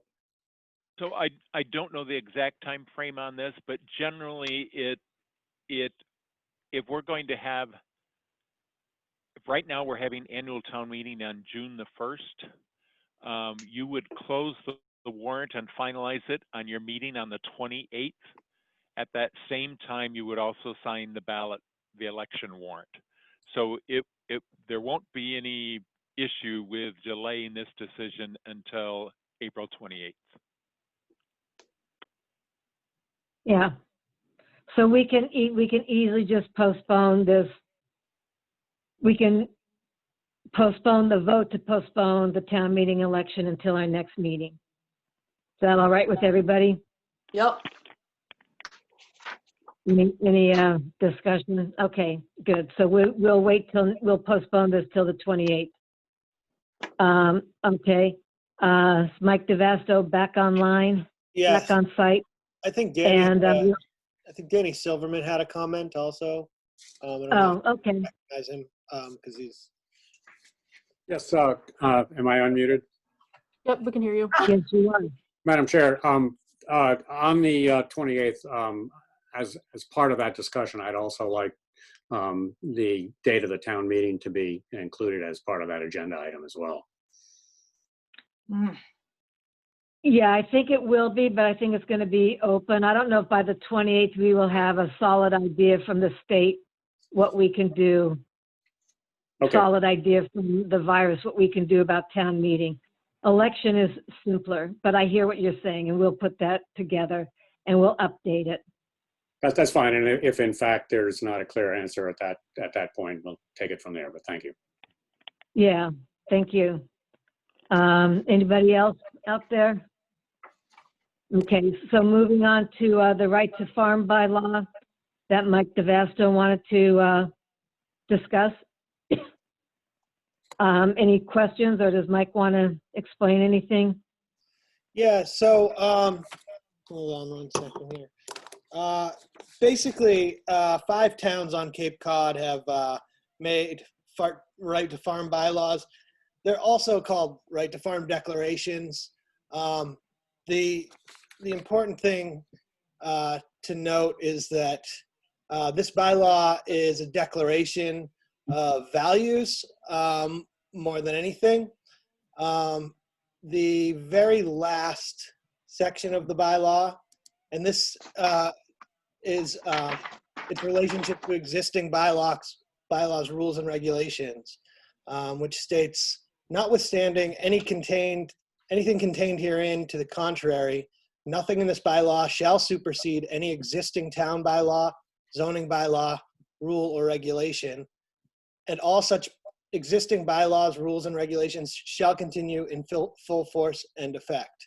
So essentially, this is something that many towns on Cape Cod have been putting forward as a way to say that the town supports small agriculture. There's some basic tenets in there, and I hope everyone had a chance to read them.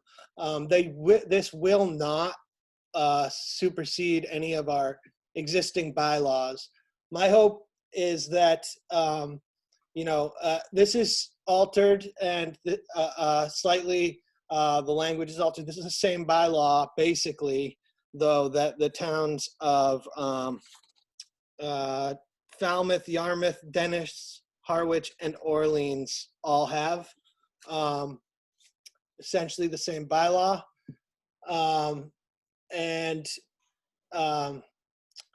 My hope is that, we can make this declaration and that we can have an agricultural commission formed in town, and that's the town of Truro has Agricultural Commission. It's basically a commission that facilitates and encourages the pursuit of agriculture, but it's also acts as the mediators and advocates and educators on capacity, in an advisory capacity on farming issues. I think personally, this whole pandemic has really brought to light our food security issues, our supply line issues, the distance which food that could be grown regionally or in our own backyards is processed and shipped, and the real food insecurity that actually this country has with our food distribution system. And so, in our own charter already, we have some language, which I don't know if I have, that basically says, in view of Wellfleet's intent at remaining a rural town, the keeping of farm animals is allowed when and as permitted by the Board of Health at sites which meet zoning requirements. And that wouldn't change. It's already sort of in our charter, but I think personally that we should put our money where our mouth is and pass a similar bylaw to what a lot of towns on the Cape have already done, and sort of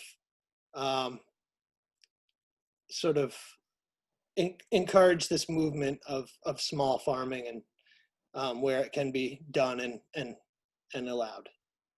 So that's where I am. This is by no means a final draft. It's a first draft, and I'm sure Helen will have a red pen to it rather quickly. Madam Chair. Madam Chair. I don't know where Janet went. Janet's gone. No, Janet, don't go. Janet, are you there? Her picture popped up for a while, so maybe she's has technical things going on.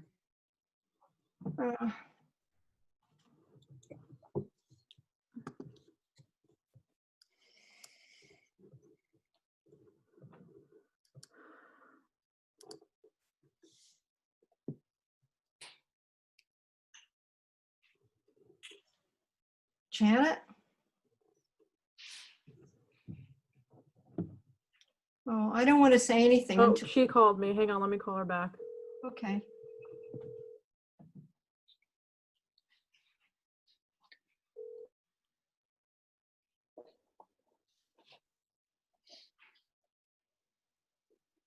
Hey, Jakey. Hey, big boy. Hi. Kathleen, I can hear you baby talking. Your dog, or is that? Yeah, he's right here. Okay. I'm going to get one of my cats. Why don't you get one of your chickens, Helen? Yeah, because they're down, way, way down, far away, and I'm not leaving this meeting until it's over. So Janet just informed me that her phone battery died. She's charging it now, but she would like the vice chair, Kathleen, to take over for now.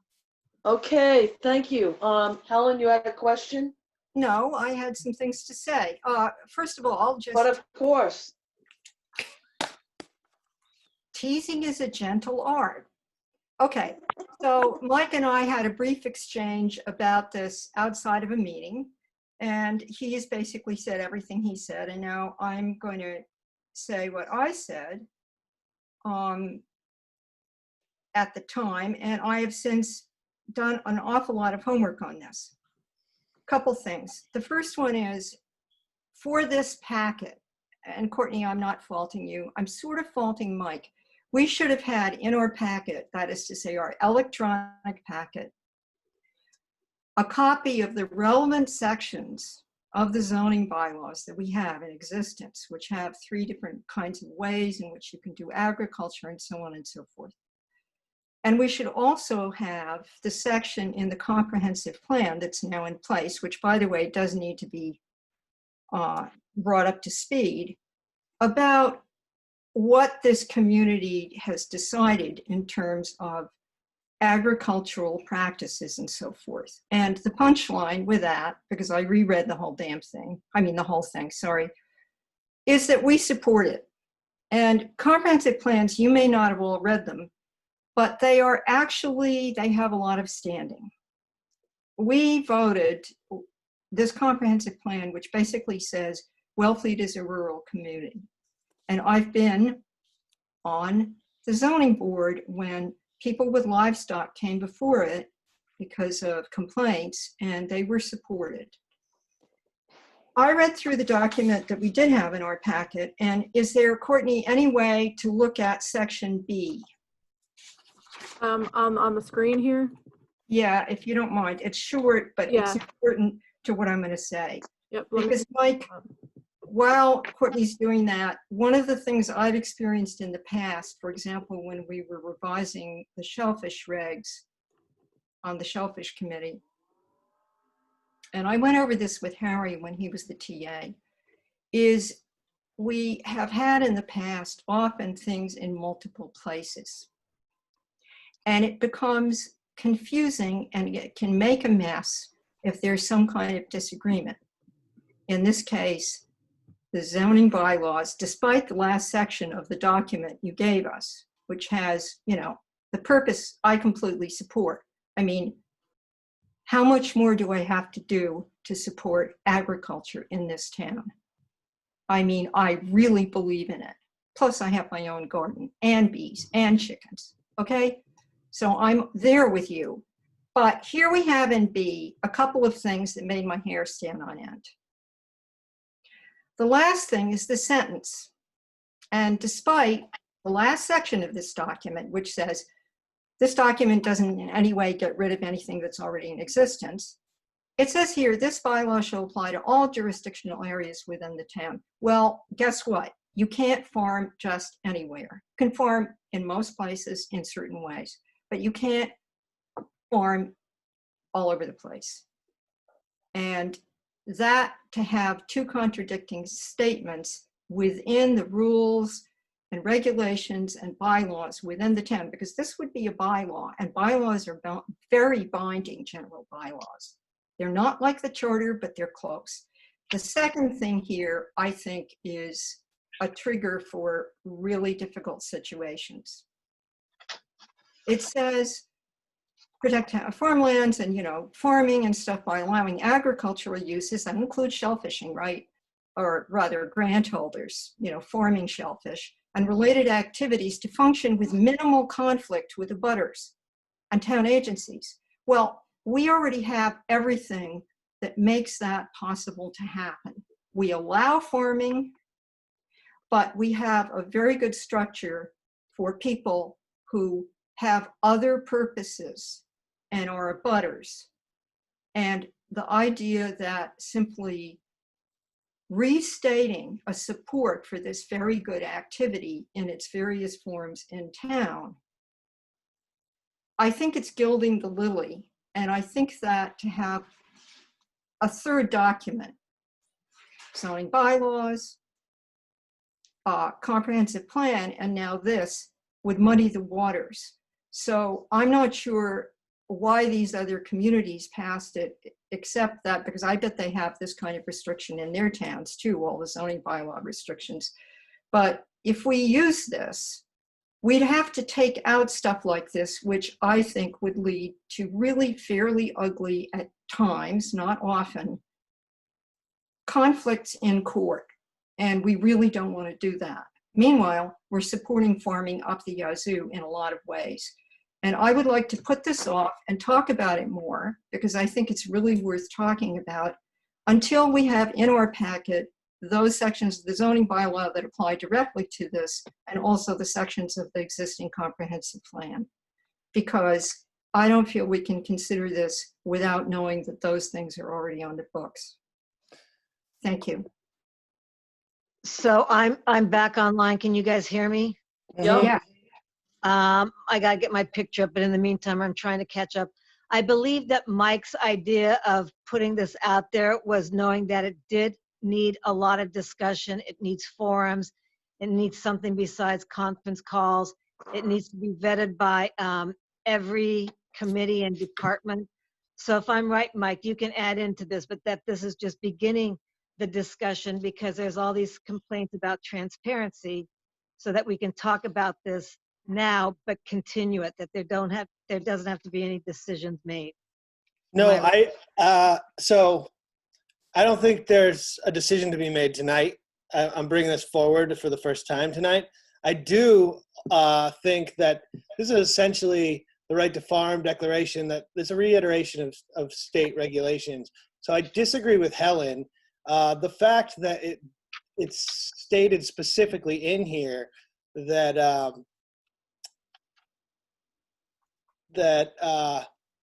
all such existing bylaws, rules, and regulations shall continue in full force and effect, and that they do not supersede any existing town bylaw, clears itself from any problems that might come up in court.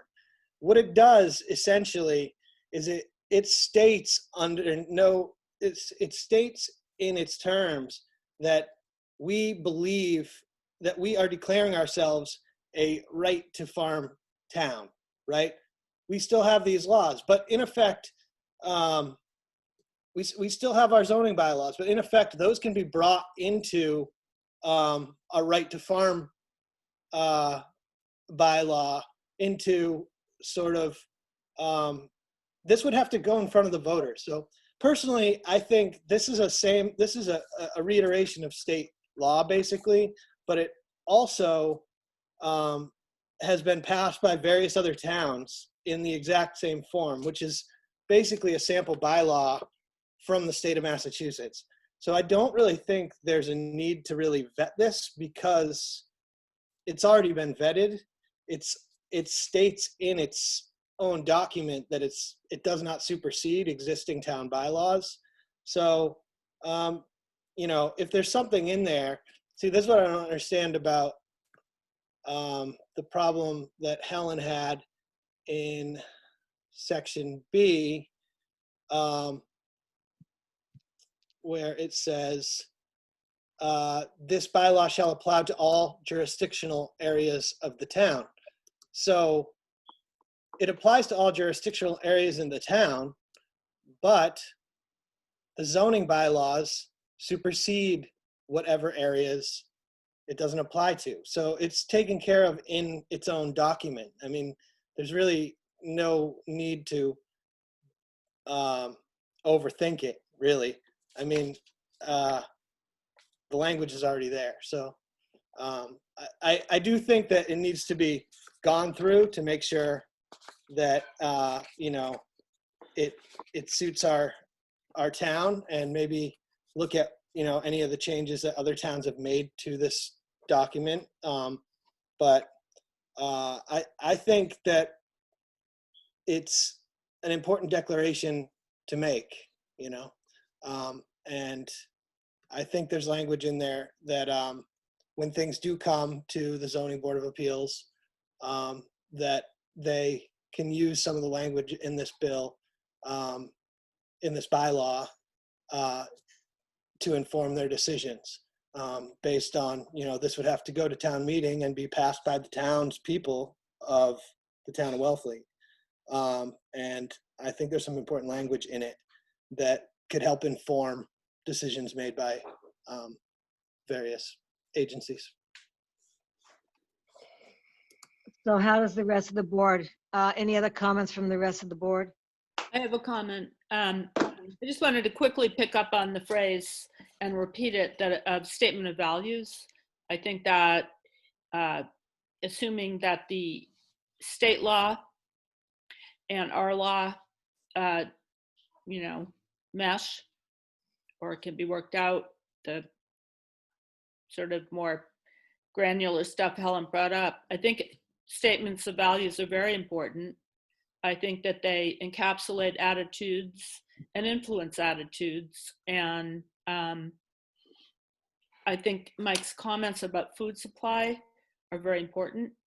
this COVID has emphasized the fragility of a highly networked culture and the benefits of self-sufficiency. And I think that there's lots of grassroots movements in town raising agriculture, like Helen is in several fronts with their bees and others. And I think a statement of values is powerful. And so I feel confident we can make the legalities work, but I think the statement of values make it worth supporting. So I would suggest we all do a lot of research. There are other, I think it's interesting that someplace like Orleans has this, and that we continued this discussion. I think the idea is wonderful. I think we're halfway there, but I'm going to call, again, with this sequestering, I tried calling people in Rehoboth, because Rehoboth, Massachusetts is a right to farm. They're one of the oldest communities in the United States. And they're the third oldest town in Massachusetts. But it's hard to get a hold of people because they're not at work, they're not at their phone. And I think we should ask people from Orleans and if they've had any other problems. And I'm sorry I'm discombobulated with these. I'm actually really good with technology, believe it or not. But Hillary, our Board of Health agent, says she feels our bylaws are really good. And her quote is that the Board of Health regulations already state that Wellfleet is a farm-friendly community and is supportive of keeping animals. There really are very few problems when people follow the guidelines and the zoning bylaws. But I think I like to support Mike in looking into this further. And I think it is just, I know when my daughter first moved to Rehoboth, I thought it was really cool that she's in a right to farm community. I'd never heard that term before. And I was really kind of proud of that. So if people have something to add to this, I think we can all take it and then take it home and do some homework on it. What do you guys think? I have had my hand up. Okay. Hi. Okay, go ahead. The formal place to put this language, and we could put a lot of it in there, is the comprehensive plan. That is the formal place to have this. And I beg you, read the regs for the, Board of Health, the CONSCOM, whatever. Read the zoning bylaws, but please, all of you, go to the website and read our current comprehensive plan, which needs to be renovated, and we're in the middle of that. And a lot of this language could go in there. And that would be the formal place to put it, that would have stature. All right. Just real quick, if that's the formal place to put it, then why are all these towns putting it in their bylaws? Plymouth, Barnstable, Falmouth, Dennis, Harwich, Yarmouth, Orleans, Barnstable, Brewster, and Truro all have agricultural commissions. All these towns have existing bylaws pertaining to farming and animals. This is a comprehensive declaration. I mean, if bylaws aren't the formal place to put it, then why is this bylaw, which has been initially drafted by the state of Massachusetts and then implemented in, I think, looks like about 30 towns in southern, in the southern Massachusetts. Yeah, farmland. That I would think that bylaws would be the appropriate place to put this declaration, simply by the fact that all these other towns are doing that. Madam Chair, I think I can answer his question. Okay. So, Mike, one of the things that surprised me over the years was how many times there would be a good idea like this, right? You hear I'm supportive of what's in it, right? But what happens is people don't go back and see what's already there. And by the way, if you read chapter 130, the shellfishing chapter, there are quite a few things in there that you can just see somebody said, let's stick it in. And they hadn't even taken a look at the whole picture. And this, why have other towns done it? Because good people with good aims for a community felt like they wanted to reinforce this in the community, and they didn't realize they didn't have to do a whole new document. And then they did it anyway and voted for it. I mean, who would vote against most of this? Most of it's great. And so the point is, that's my answer to Mike. That's how that can happen. And I've seen it happen. And I can give you a list of things at some other point that I've seen happen just like that, right here in this town too. There'll be a policy, and then there'll be something that's completely different in a set of regulations, and it's a mess. So this is why I am advocating for everyone to do their homework, call other people in the towns like the Board of Health or the Agricultural Committee or Commissioner, and find out how this has gone, and just gathering, this is the point where we're gathering more information and keeping the discussion open. I totally agree with Helen. Again, Hillary said our bylaws are good. So will anybody have anything more to add, or should we move on? There are people with their hands up, Janet. Shavetta has something. I don't, okay. Hi, Shellfish Constable here. So one of the things that I noticed in the document online, Mike, is that aquaculture is only mentioned in the very last paragraph. So I think as you guys go through this, kind of teasing this out and looking at what makes sense for Wellfleet and everything, I just would encourage you to try and make sure that aquaculture is covered under this in the different sections. And the other thing, though, is that I have a few concerns that I think should, again, be discussed and really looked into as I read through this document the first time. I'm a little concerned about wastewater when we already have a lot of wastewater issues in this town. And I'm worried about there was stuff written about using herbicides and pesticides, and kind of that as a right and to be protected in this. And you know, I just read it once.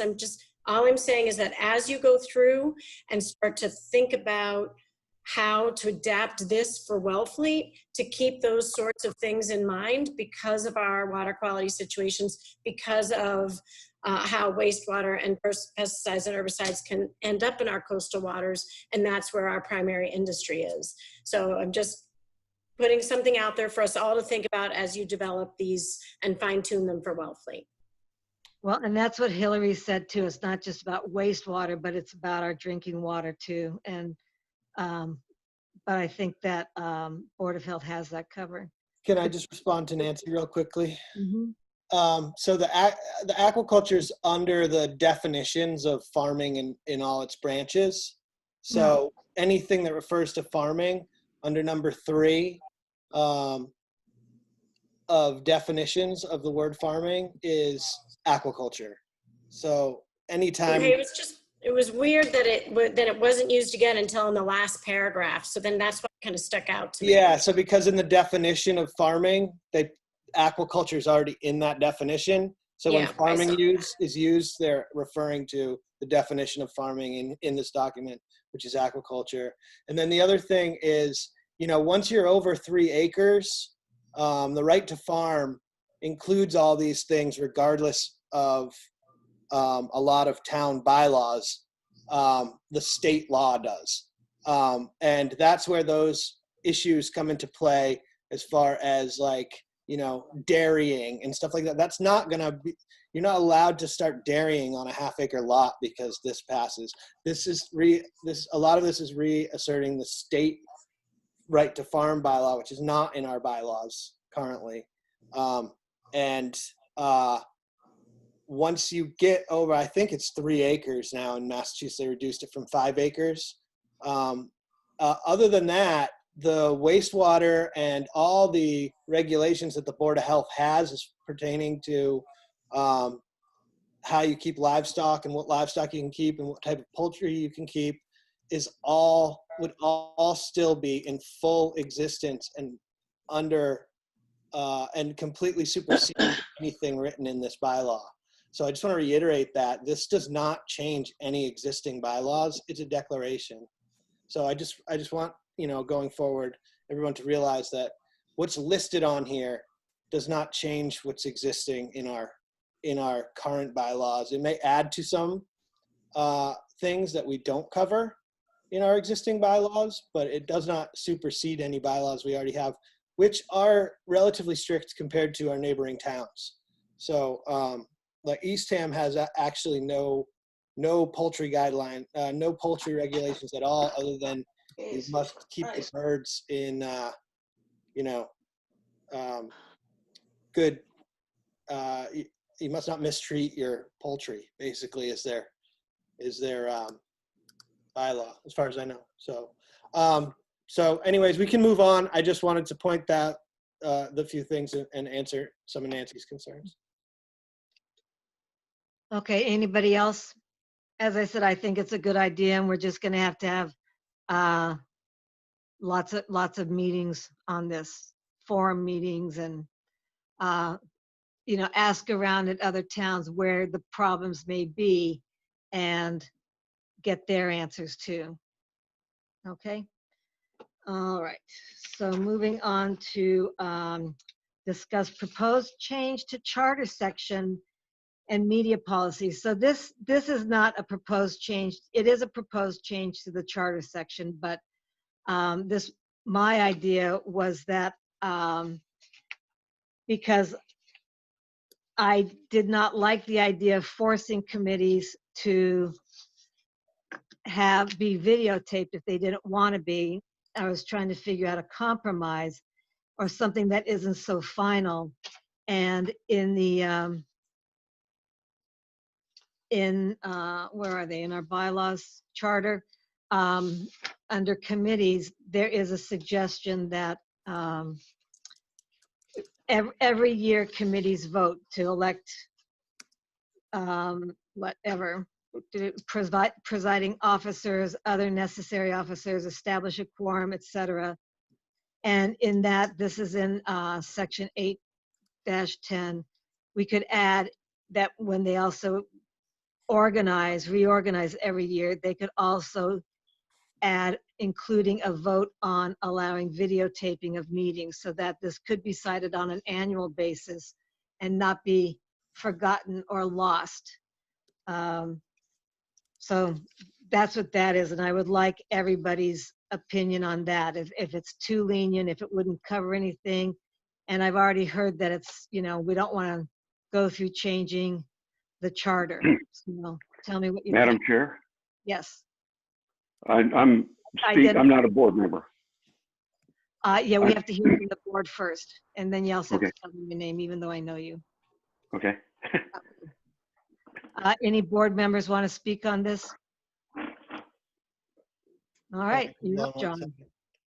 Okay, my name is John Wolf, and I am on a town board, but I'm not representing that board in my comments. I'm just curious as to why any board would object to being videotaped. So that's a whole nother story that we've discussed in the past year, really. And, there's certain boards, the CONSCOM, and this is me saying it kind of succinctly, the CONSCOM, Board of Health, Planning Boards, sometimes the ZBA too, they discuss very personal matters where they have to name names and even discuss what their violations might be. And yeah, that's really the main reason. That is the reason. That's the only reason, really. I see. Madam Chair? So I have something. Madam Chair, I had my hand up before. Yes, all right. Just spoke. Go ahead. I was wondering if John was done. Are you done, John? Yes, and thank you for recognizing me. Thank you. Madam Chair, as other people have said, and I'm going to say again, right at the top of my statement, this is about accessibility. There are people who cannot get to meetings. There are people who take minutes, who would like to have a nice detailed way to go over that. There are board and committee members who would like to catch up when they've been absent. And most of all, these are all open meetings, and the issue of, oh, it's too personal to discuss. Every single one of these committees, including the tiniest itchy-pitchy advisory committee, can go into executive session. And everything else should be fully accessible to the public. And the idea, when we saw in the beautifully prepared policy about this, done by Mia Baumgarten, the hits for all the meetings, all the people that go to these meetings, so many more people are going to these meetings. And it's just been remarkable how much better the town has functioned because of it, because you are more accountable. And yeah, I mean, do I like looking at my face on a video when I'm checking stuff for, going through the minutes? I don't care. I got over that like in 2003. It's not fun being in public for some people. Some people are shy, whatever, I get that. But if you want to serve on a town committee, it's just one of the difficult things about it. And there's so many things that aren't difficult. There's so many things that are wonderful about doing this work. And I'm not, by the way, the Conservation Commission, I think at this point has said they want to be videoed. And the last thing I want to say is this last set of minutes that I went through over the weekend, we just had an audio. And so over the years, I've been looking at videos of our meetings when there's something I can't quite remember in the minutes. And you get so much, you get a much more truthful, much more vivid, much better sense of it when you're also looking at people speaking. And I was open about that. I thought, well, maybe an audio is enough. Plus the sound quality in the audio is not as good as the videoed meetings, even the ones that are done like in the basement of town hall. So I really am surprised at this, and I really don't think it should be in the charter for the simple reason that if a committee, if I can't see any good reason for a committee wanting to hide what they do. And I was really distressed by the fact that our board couldn't look at those 2 agenda items for that meeting that I went to, the planning board meeting, because it's right on our table. And a lot of the stuff that was said is stuff that we need to know about. And there wasn't even an audio we can listen to. So I'm done ranting. Thank you. Madam Chair? Yes, Michael. So I'm just looking at this, we've had this discussion multiple times at this point, and I've come up with a compromise that I think would be acceptable. I'm not trying to speak for everyone, but I think part of the problem is, people feel like there's an accessibility issue. And I've said how I feel about, the need for things to be broadcast on television, for them to be open and transparent. I do believe that with very simple language change in the policy and usage guidelines, that we could meet the accessibility requirements. And so I've drafted just a few language changes that would basically require all committees, commissions, including annual and special town meetings, be recorded by audio or video for television broadcast and or streaming, digital streaming in their entirety, without editing or commentary. And then regardless of format, all recordings must be accessible through the town website. So I've been in contact with Mia Baumgarten about the logistics of that, and it seems to be logistically possible and fairly easy for her to make all audio accessible through the town website, and potentially maybe even in podcast format. for any meeting that's not videotaped. And this would be required that all this audio is easily accessible. So if they're not broadcast on television, there will be accessible audio recordings of every meeting on a standard format of MP4. And so I think that's a compromise that could get passed. And so I'd just like to put that forward, and I can send that out to Dan, and we can look that over and see if it's something that everybody will support, or we can get majority support for on the board.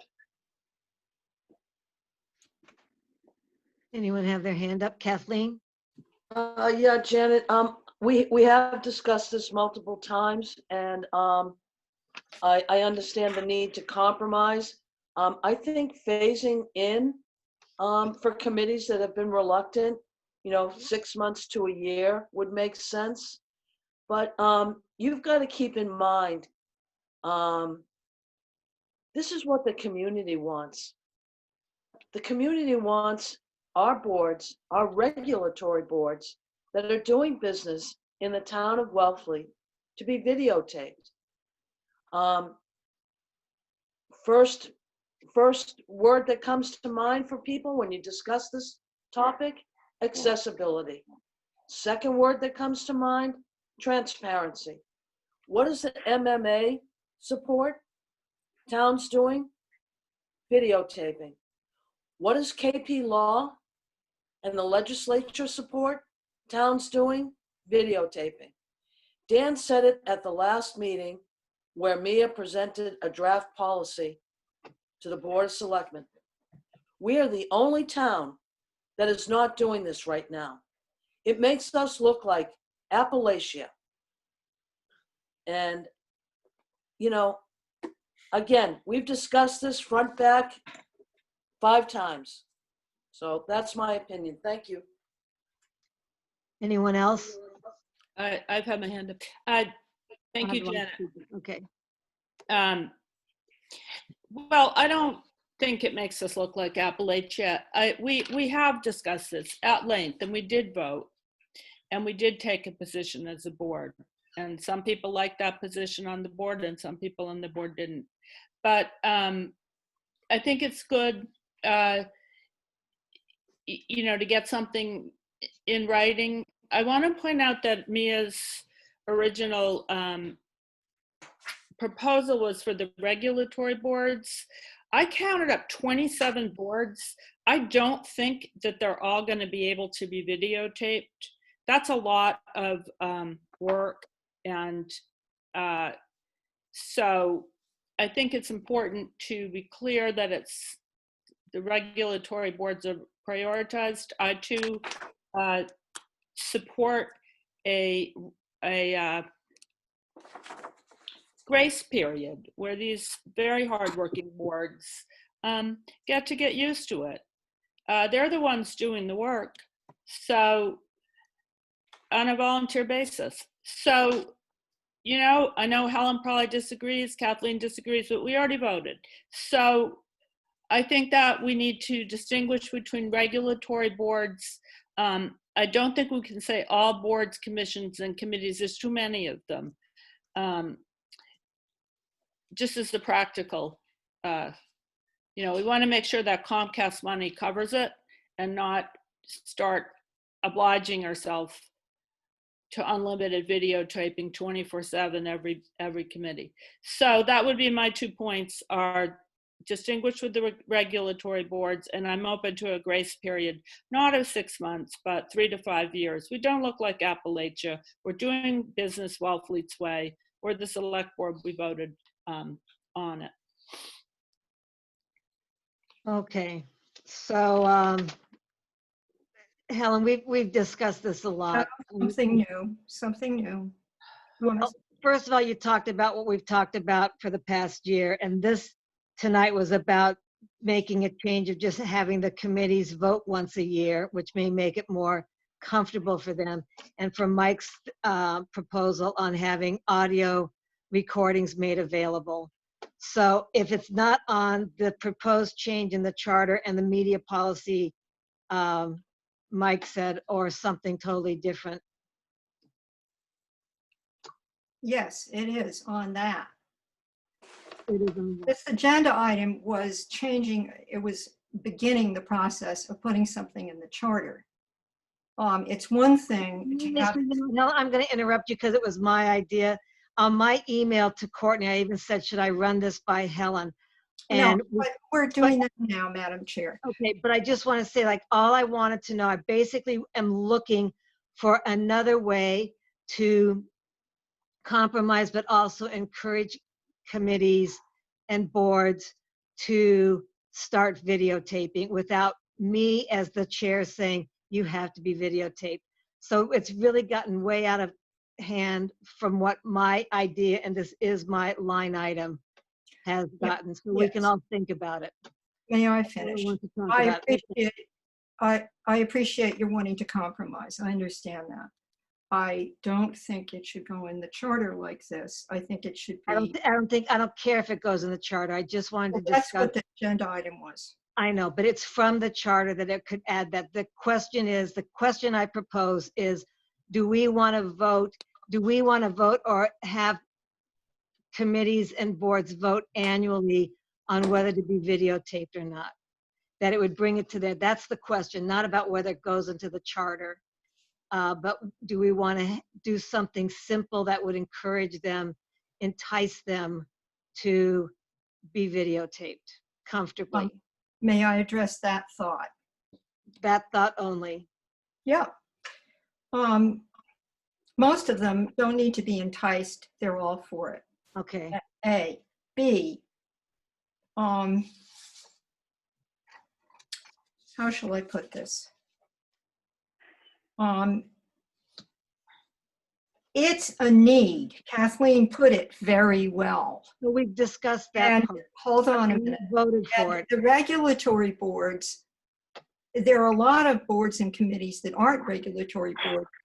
And I want to remind everybody that the committee, they're all called committees under the charter now, that gets the most hits by far is the Shellfish Advisory Board. So it depends on what that committee is doing. It shouldn't just be regulatory boards. Thank you. We didn't say that. Justina did, I think. Okay. Shellfish Advisory was one of the original regulatory boards that it was put in the list of boards that she was recommending. I'm merely pointing out we have 27 boards and committees and we can't videotape them all. All right, so I'll listen to John Wolf again. I have to have one more point before, if it's All right, possible. sorry, Mike. You're not on my little screen anymore. Oh, there you are. Okay, got it. Go ahead. Is anyone opposed to making sure that all audio is, because right now, every meeting is audio recorded if they're not video recorded. Is anyone opposed to making it mandatory that all the audio is accessible and available through the town website? So I wanted to ask Dan and Courtney, why aren't they on the website? I can answer that, Madam Chair. Number one, not all committees honestly video or audio record their meetings. They just don't. Yeah. If they don't have a staff secretary to sit there and take minutes and audio record it, chances are they're not being audio recorded. So they're not all fully accessible. Number two, it's a different format to put the audio on the website. As you've seen with these Zoom meetings that we've been hosting, you have to share them via a file folder and upload them that way. The website does not have capabilities to upload just an audio file. So they're not all accessible. So any ones that are recorded, they are supposed to hold on to them according to your policy for a year.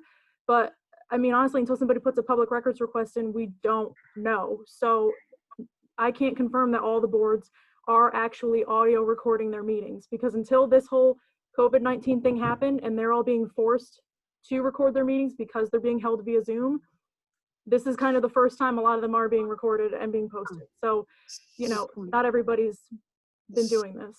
So this change in the media policy that I'm proposing would require all audio to be recorded and posted. And so I've been in contact with Mia, and she said that it's possible to use like a link through the website onto SoundCloud and easily upload all the audio.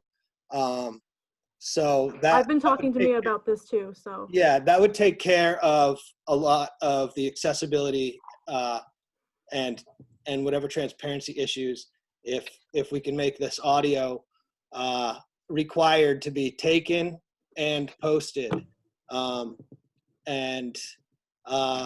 You know, most of the committees are being video recorded as it is. I just think that the material and public open meetings law is what's important here. If we can require audio, is anyone opposed to making that accessible? Madam Chair? Not. Yes, Helen? To address Mike's concerns, it would be great if it worked, but hello, did everybody hear what I said? I spent time this weekend listening to a better than usual audio on the town website because of what Courtney said, and it's not anywhere near as effective as the videos that I've been listening to now for years and looking at. The other thing is, having been in various boards and committees, like the Charter Review Committee and others, where somebody, or some of our executive session committee meetings, where the minute taker, you know, oh no, that was a different situation. It wasn't executive session. I've been in meetings of committees where somebody puts their cell phone in the middle of the table, or even they have a little recording device, and guess what? A, people don't identify themselves, so it's not transparent. You don't always know who's speaking. And B, the sound quality is often terrible, especially from the people in the audience. That's why it doesn't work well. And this is my direct experience. I have no attitude about it. I wish it worked, but it doesn't. And well, if some little committee wants to do this and can't do it, you know. Well, Helen, everybody has a smartphone. What'd you say, Mike? Everyone has a smartphone. You can get very high quality audio. So I'm sure some person in a meeting can get high quality audio recording on a smartphone. I don't have a smartphone. I've watched the finance committee. No smartphone here. Well, not everybody, but someone on a committee has a smartphone that can record. Also, the town could provide a recording device that's not that complicated. It's cheaper than hiring a video team. The other thing is that I've tried to watch the finance committee audio on video, and I can't hear what people are saying on their video microphone in that room oftentimes. So there's audio issues depending on, you know, where the mic is, what the room looks like, what you're listening to it on. So I mean, to me, the problem of having clear audio is not a large hurdle to cross. I mean, that's we're in the 21st century. I mean, we can get clear audio recordings. Madam Chair. I mean, whatever your name is, Justina. Whatever your name is. All right. Just quickly, we can't responsibly offer video to all boards and committees.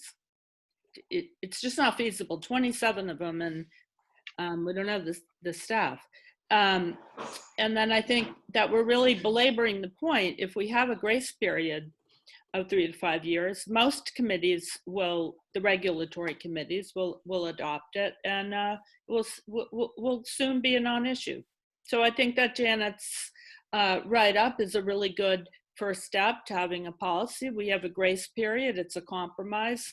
And again, it's gonna have to be audio for some of the more, the committees that aren't as high profile as the regulatory.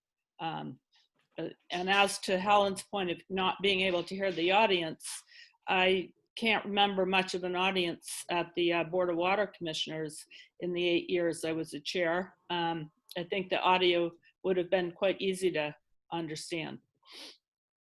Courtney? Yeah, I just wanted to say that Mia had stated in the probably 4 or 5 times she came before you guys that she wouldn't have the time to record all 27 boards, but that she would make the priority to record regulatory boards and other ones would have to go aside. So the staffing matter isn't an issue here. Yeah. No, Courtney quickly through you to Janet. I didn't mean that Mia hadn't identified it, Courtney. Mia was very clear about the regulatory. I meant it just in the wording of the language that we adopted. Okay. That we adopt. Right. Okay, so we're finding out tonight that not everything can be clearly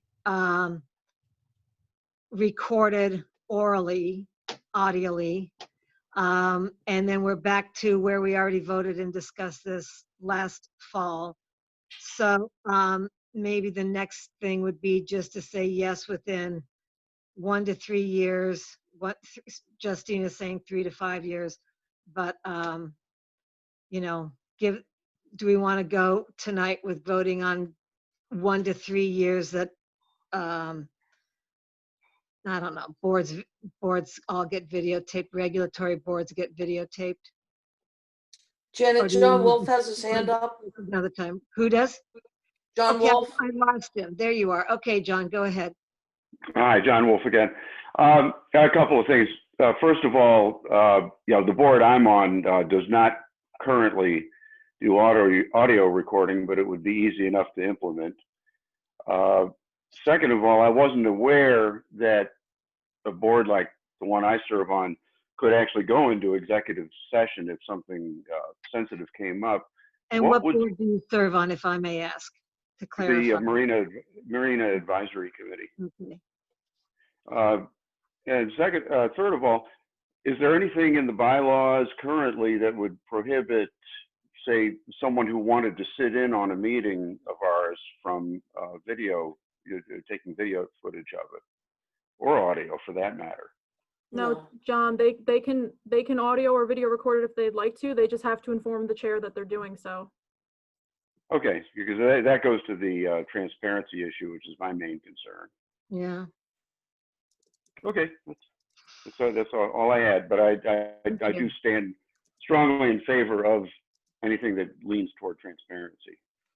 Okay. I'm looking to see if anybody else has their hands up.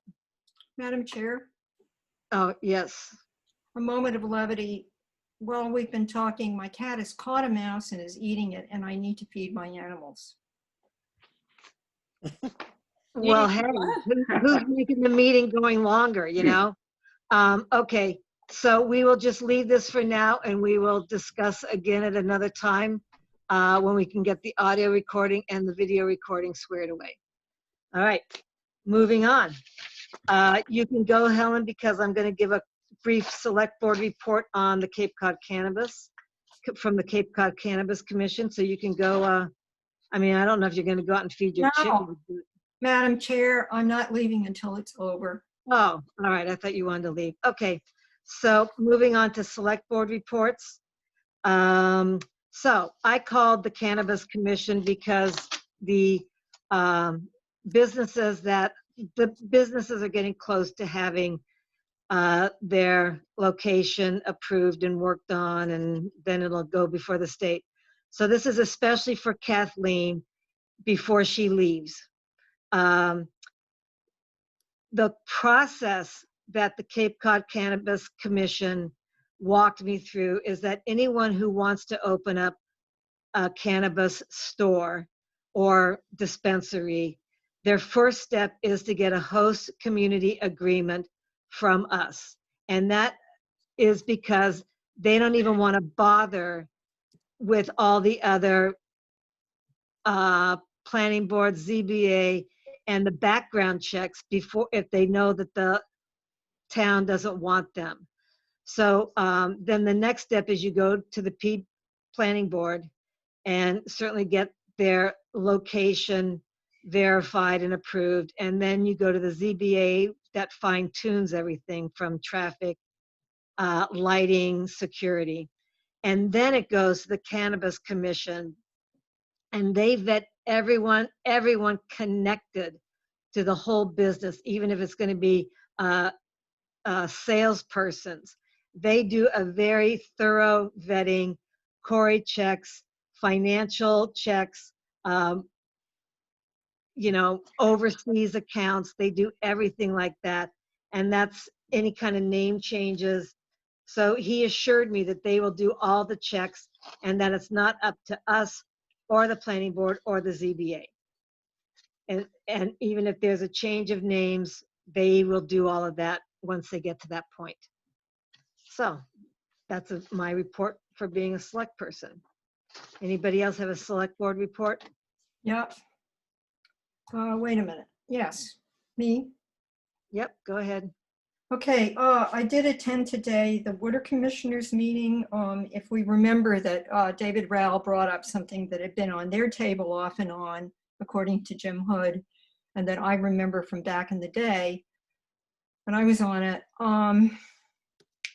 The idea of how to conserve water and whether or not to require people, for example, with irrigation systems and so forth, to not use town water. And I, pulled some documents together, and they had somehow not been shared. I mean, everything is kind of disheveled in this time of Corona. But they agreed to have some kind of language looked at to put in their regulations, which have the emergency drought restrictions that water commissioners can put on a water system. But they don't have a general, there's no language in there that provides for a general approach for conservation, except in a very vague way. It doesn't mention, saying if you want to have a swimming pool, you need to have the water come out of the ground, on the lot and so forth. So it was a pretty good discussion. Documents hadn't been shared, and I just wanted to report on that. And then. So before you go on, are they going to come up with something, or are they? Yes. Okay. In other words, they're gonna look at a draft and then proceed the way in which it's committees do when they're doing that. Okay. Anything else, Helen? No. Oh, okay. Anyone else with a select board report? No. Good. I've got two things for correspondence. Okay, well, we're not there yet. Town administrators report. Anything from Dan? He's left. Dan, come back. No, I'm here. Okay. Nothing to add other than what's there. Okay. Or I should be saying any questions on it. Okay. Topics for future discussion.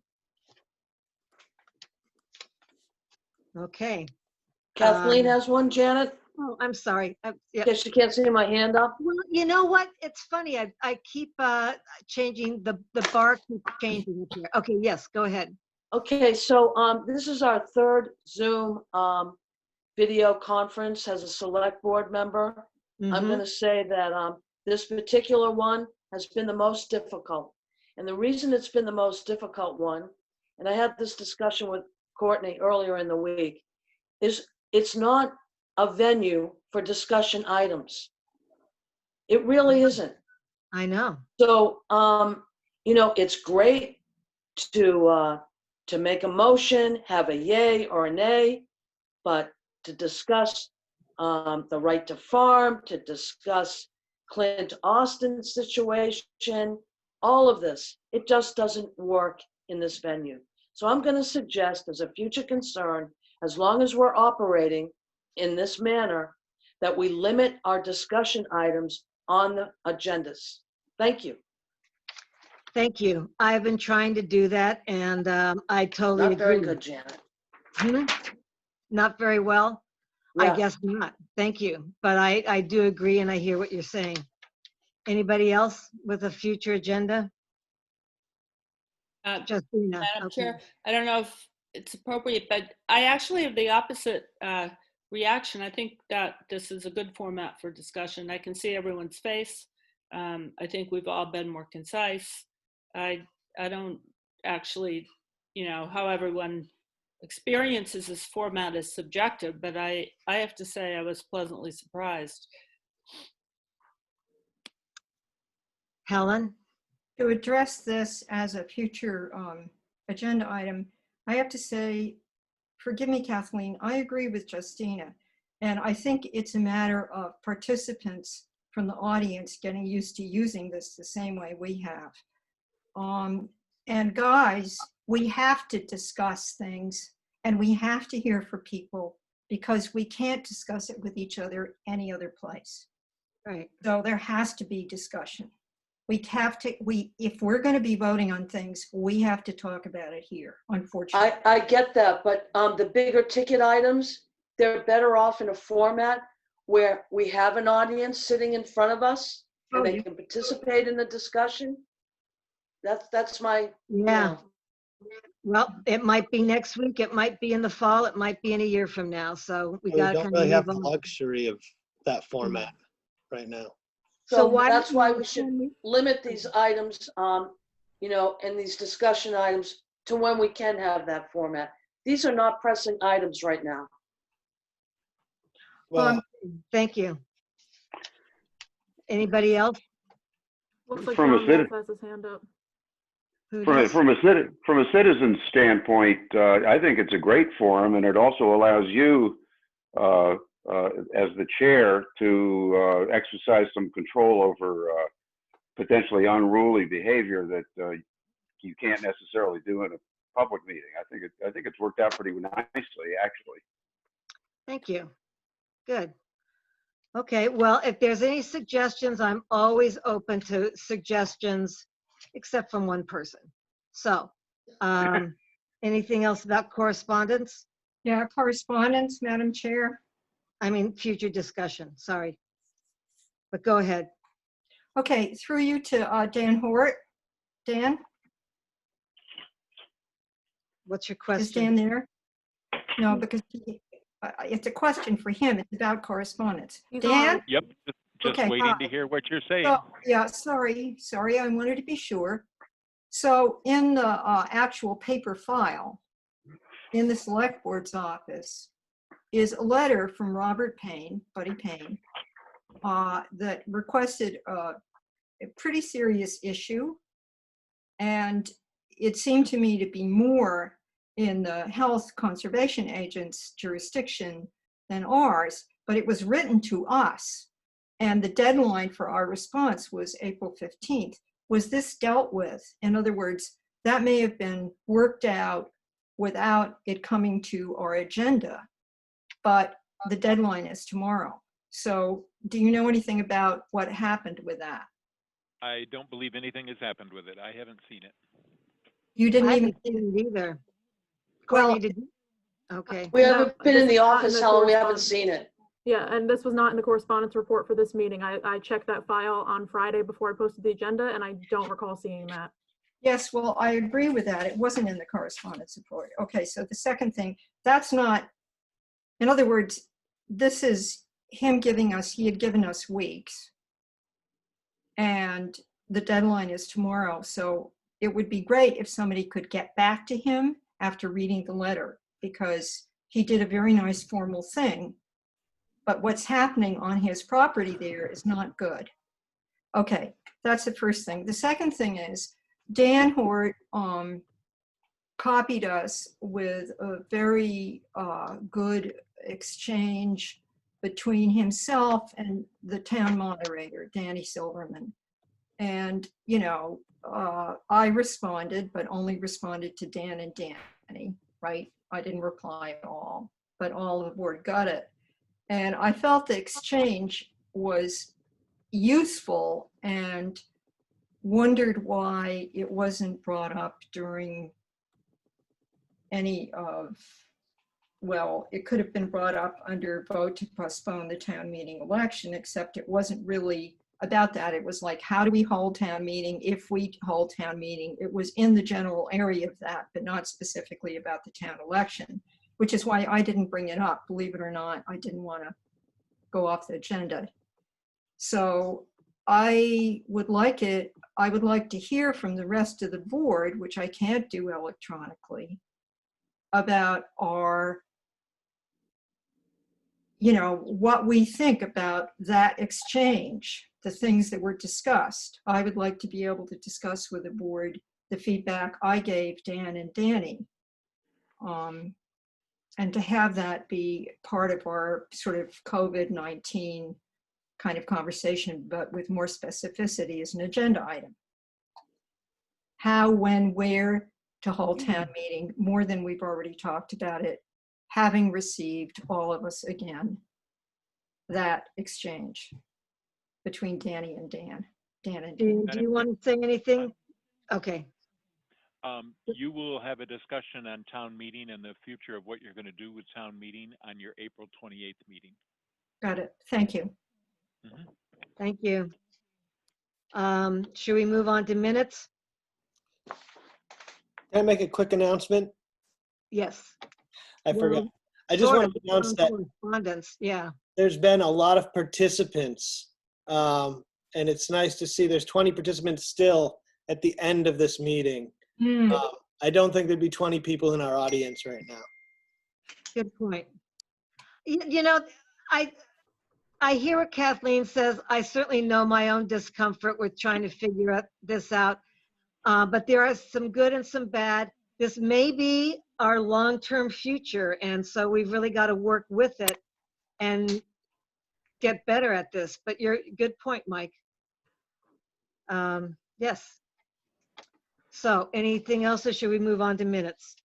I move to approve the minutes of March 24th, 2020 as printed or amended. Second. All in favor, say aye. Helen, aye. Kathleen, aye. Michael, aye. Michael, aye. Justina said aye too. I saw her mouth. Okay. Okay, great. I move to. Thank you. Okay. Go ahead, Kathleen. I move to approve the minutes of April 1st, 2020 as printed or amended. Second. All in favor, say aye. Helen, aye. Kathleen, aye. Justina, aye. Michael, aye. And Janet, aye. Thank you. May I have a I motion? move to adjourn the meeting of April 14th. Second. All in favor? Helen, aye. Kathleen, aye. Justina, aye. Michael, aye. And Janet, aye. Thank you, Good night. everyone. Thank you, night. participants. Thank you, Thank you. Courtney and Dan, Mike Travato, Rich Polly. Thank you guys for sticking around. And Ted. Who else? do I Thank you all for doing the heavy lifting. Yeah, you're welcome. Is You that know, what we're doing? What? You said something. I said, is that what we're doing? Is this heavy lifting? Oh my God. A lot of You're ways. you're taking your time and doing the things that other people don't step up to do. Some of us appreciate that, Aw, even if we don't always agree with you. thank you. Doesn't your brain Thank feel a you. little heavy, Helen? Huh? Doesn't Helen's brain feel a little heavy after a No, meeting? it doesn't. I'm hungry and sharp as hell. But, you know, I want to give a special shout out to Courtney for helping us with all I know. technological stuff. Yeah. And I'm buttering her up because I want her to help me do one more thing tomorrow. Thank you, Helen. I'll be here tomorrow. Okay. Okay. Maybe you should Bye. visit one of our houses, Courtney, with masks on and stuff and really go through this. But anyhow, okay, let's adjourn. Okay, we're done. Bye. Be safe.